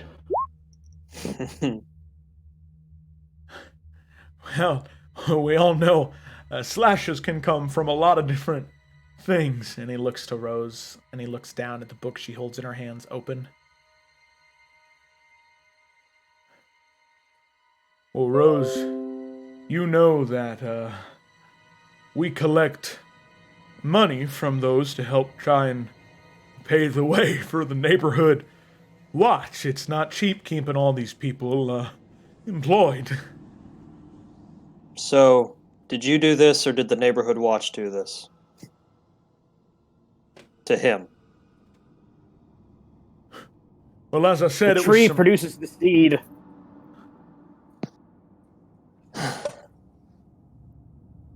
And thus, the seed of evil grows. Also, ow, Duncan, not so tender. You can see Rose is just kind of gripping her nails into the book.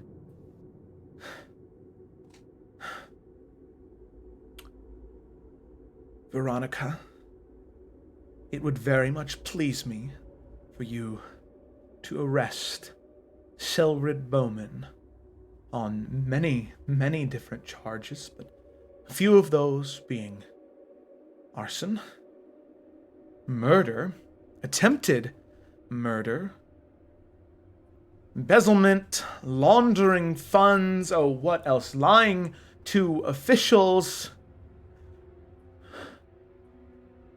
And I'm sure we can find other things. Selrich, I would hope that you find a quick and painless death, but no, that's too kind for someone like you. I hope that you rot in a mine in the Undercity for the rest of your days, breaking away rocks that leads to nothing but flint and gravel. Because that's what you deserve. Selrich kind of... No. Wait just a moment.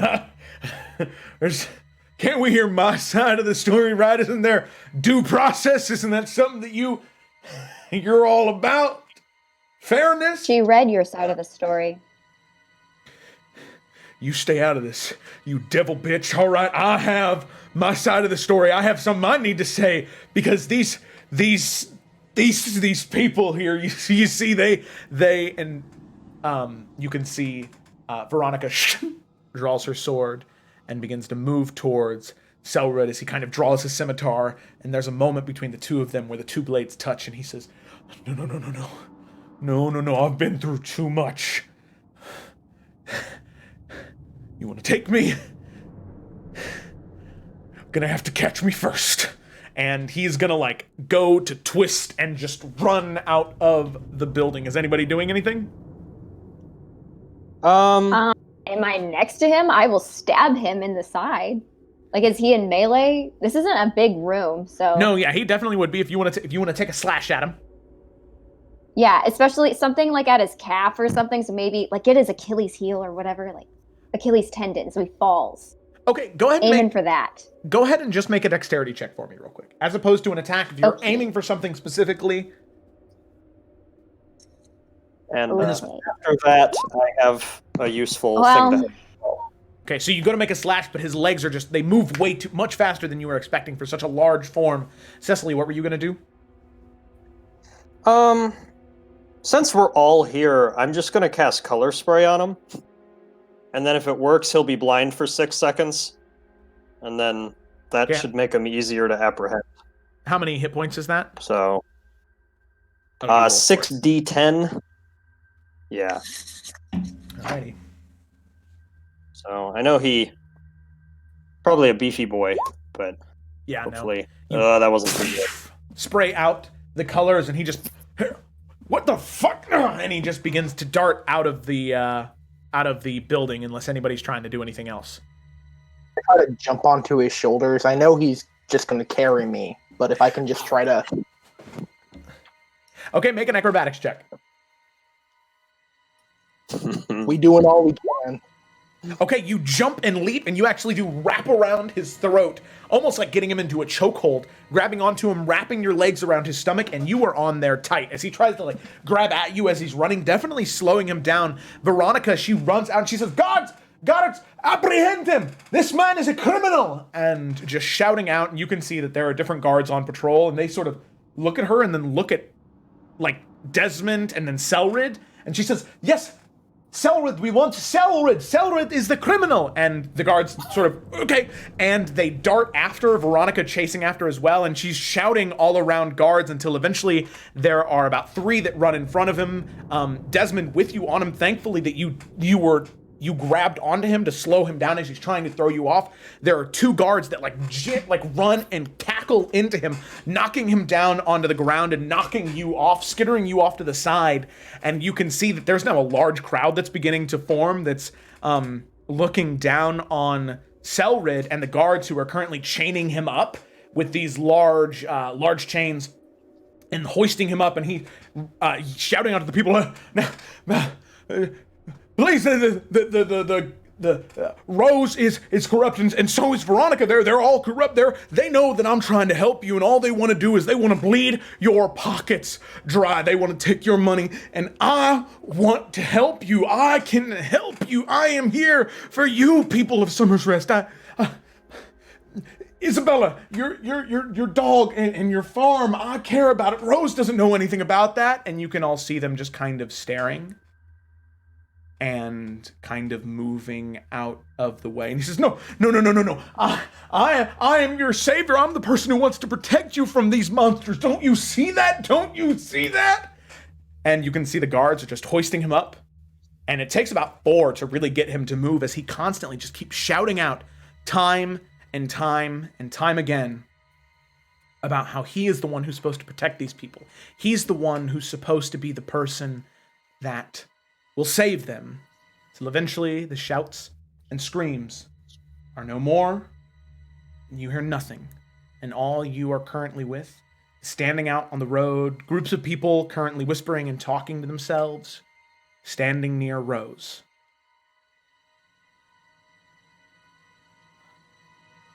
You can see her just sort of looking and shaking her head, and now people have sort of turned to look at Rose, her hood down, whispering and talking about her face, and she hears some of it and throws the hood back up. Would you mind if we go back inside? Yeah. Okay. Who would care for tea? Get us Use in. some. Not till we get Poe. Yeah. I mean, also just no, tea is gross, but let's get Poe. Oh, young Master Anoa, correct? Yes. He's currently at the estate right now. I found him, odd to be sure, but I found him in my pond. I'm not exactly sure how he got there, as there's no river inlet. But he was unconscious when I found him. No wounds, or bruises, or scrapes, or any injury. Asleep. So I had some guards take him up to a room, and He's resting there currently, but he's fine. Oh, fuck. Okay, that's good. I mean, dumb on his part, but oh well. Fell asleep I was in the right one who fucking told him to go spot. swimming, but Of course he It did. was smart. You may have saved his life. Anyway, inside. Come on, let's get some tea going. Yes. Honey or no honey? Honey, please, and sugar and a little bit of cream. I know that it goes against what most Loshari practice, but it's how I prefer my tea if you're willing to adapt for me. It's your city. Can I get just honey? Like just a spoon and some honey?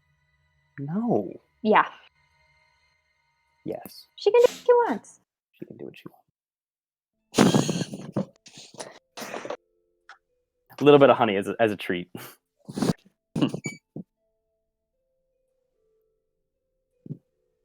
Okay.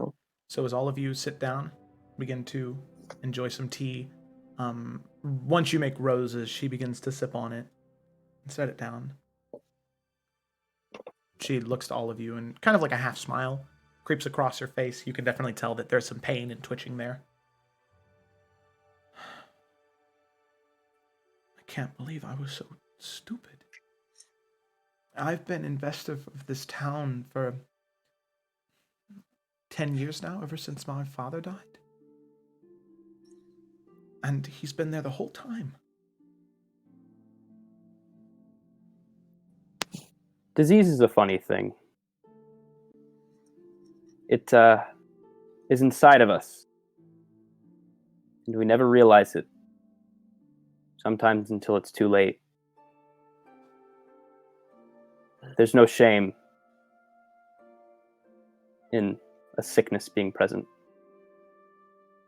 What's important is healing.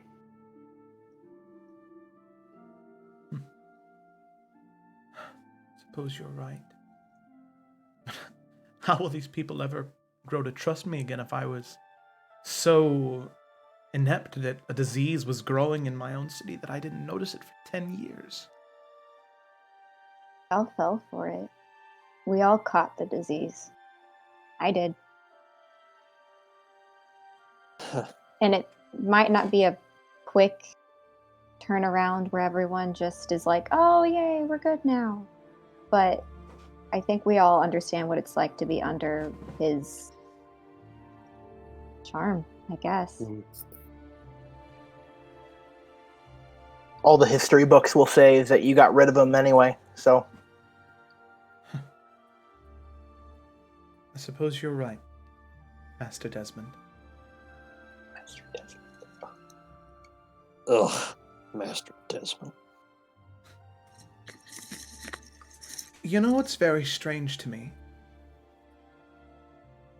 All of you are so pleasant and caring. Well. I just... When I had heard that my brother had hired you, I assumed, well, that to work for someone like him, they needed to be a certain level of gray, I think is the best word I can use. He is family, after all. But you all... Well, I don't know, I feel like a different path that would have been easier would have been to have worked with Selrich. You would have made so much, apparently, this journal, so much gold stolen from these people.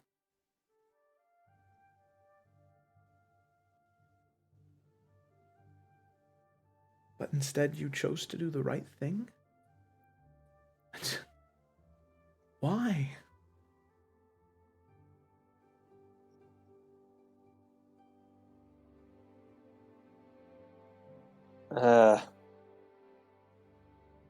Well,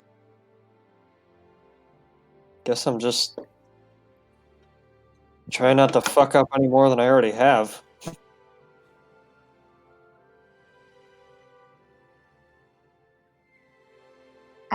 help fix the problems of the system, then keep feeding the problems. Because the system has a lot of problems. You're right.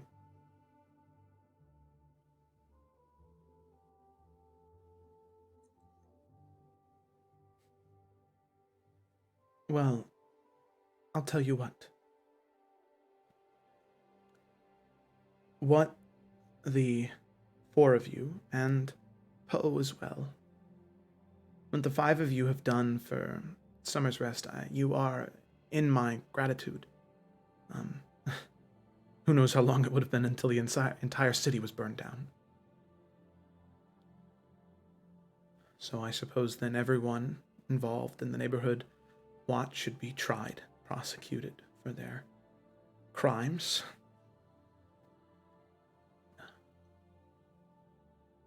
There's a bugbear who worked with him named Belvedere, and I would like to put in as much of a good word for him as I can. Bugbear. Oh, dude, you met the bugbear? Yeah, and he's not a bug or a bear. Isn't that weird? Wait, Oh, like fuck, what? Neither of those things at all. The same one who... What is he? They're... well, they're much more closer to bears, in terms of appearance. They have snouted noses. He was a little furry. Little furry, yes. But typically they're savage beasts. Typically in the Evergreen Expanse, prowling, fighting with bandits. There's one who Selrich had tamed, or... Tamed is a bad word. I think Belvedere isn't any of those things that you mentioned. I think he's a far better man than Selrich was. I spoke to him for 10 minutes, but I think I made a promise to him that I would not let his appearance be the thing that, and all this that got him killed and flayed for being forced to do Selrich's will. Of course. Well, if you put your faith in him, I trust the people you put your faith in. Thank you. Of course. All right, well, I'll make sure to have some guards go, and I'll make sure that they're particularly polite.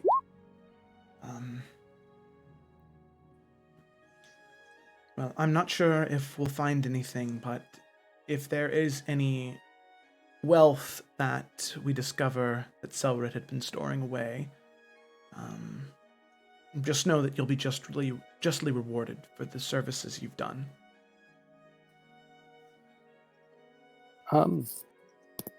Perhaps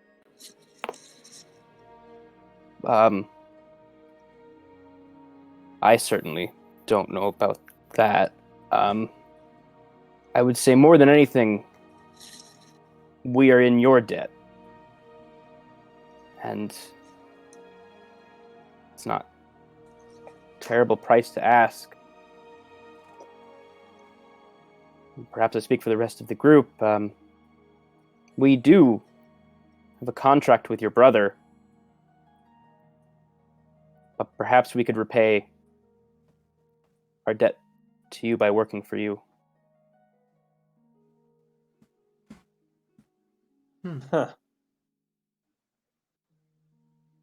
If it weren't for you, Selrich and his men would have torn us apart. You know what? I mean, Go ahead, sorry. as long as I'm stuck with you fuckers, I guess might as well have a better contract if we can't get out of it, huh?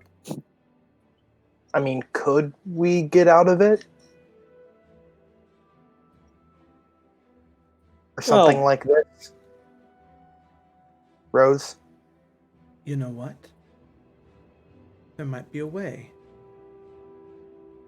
Because I saw the contract, and typical, of my brother to make sure that it is equally as wordy as it is terrible.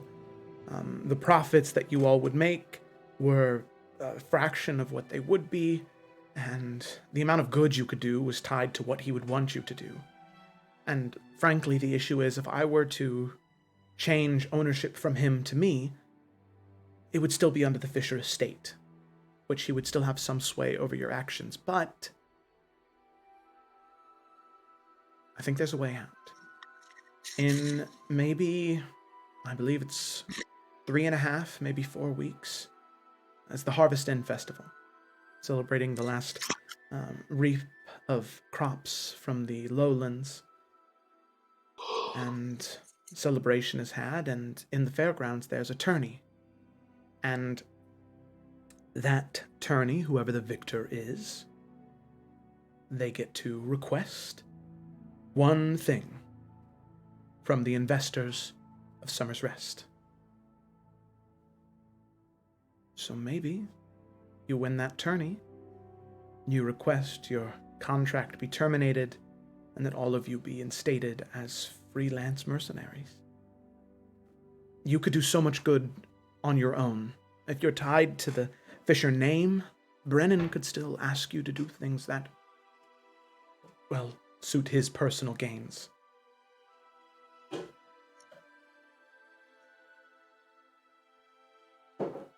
Good competition. Yeah, you'd That would be fucking good love for that, you. wouldn't you, Desmond? Well, Sounds like the perfect way out of this, if you ask me. Contractor, no, we are at your service. Yeah. Yeah, okay. I could make it that long. We can do that. Good. What's it been now? 10 days? Oh, God. Okay. So I need to make it like 3 times as long? Fuck. All right. Well, yeah, no, I'll make it. Okay, this is good. I'll make it. Perhaps they will not be as eventful as these 10 days. Fucking hope not. Very good.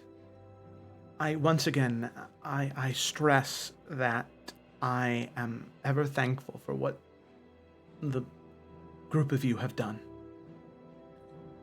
I'll make sure that I visit Gren as well and share my condolences and make sure that we can fix the issues that had come up there.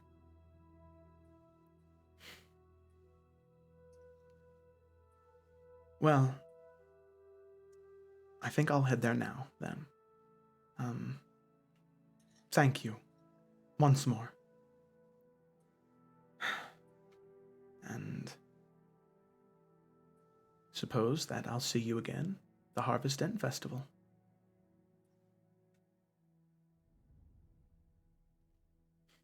Until then, walk with harmony in this life and the next. Thank you. Ashima. Everybody else want She turns. She exits. Bianca will follow her out for just a sec and be like, I didn't want to draw attention to it in front of everybody because I know that might be awkward, but I never formally apologized. I am so sorry. And I know sorry is not enough. I did not intend any of that, especially on you. You've given me no reason to. I don't know what else to say besides I'm sorry. It's all right. And I feel awful. It's okay. I had many conversations with Rolius about it, and she informed me that apparently she had found new alchemical ingredients and potions for you to try, and, well, apparently the inhalation of those particular potions, well, they caused apparently some grave amount of magical... I'm not exactly sure the word she used, but she said that the fault was entirely on hers, and she's the one who helped me at least get it back to, touching the scarred face, get it back to somewhat presentable. If anything, it makes me more excited whenever a masquerade is coming up. But I will yes. say it definitely has not affected how beautiful you walk through the world and help people. It will not change anything about that. Thank you, Bianca. I very much appreciate your kind words.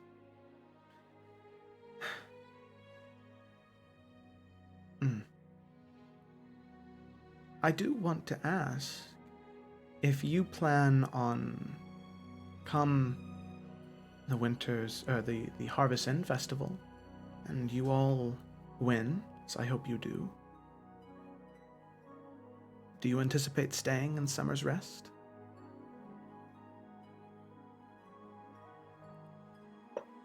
It's taken me a lot of thinking, but I don't know if my time here in Summer's Rest needs to go on any longer. It just might be the end of this chapter for me. But I've enjoyed it so much. We've enjoyed having you. Magical incidents and all. Then, if that's the case, I'll make sure to be on the lookout for a buyer of your shop then. And typically with how everything works here, you would not get any of that money. It would be all for the investors, but I'll make sure that a sizable amount of the fund goes to you, whoever the buyer may be. Oh, it doesn't need to. No, I understand how things work. Please. You and your friends have already denied my funds once. Don't deny it a second time. That's only rude. All right. Okay, then we'll accept it, I guess. Well, I best get going. I'm sure that Gren will be elated to hear. He will be, truly. Very good. And Bianca will go back inside. Smiles, and then she heads off with 4 armed guards flanking her on each corner. You can see her head down towards the bridge. 4 of you inside now, sitting there, drinking your tea, enjoying your moments.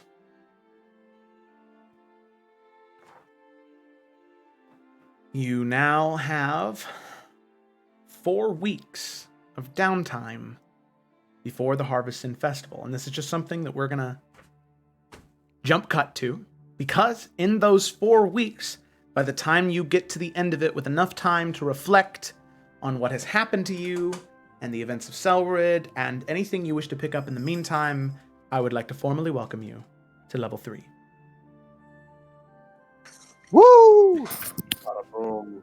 Bada boom. There Stuff now. you go.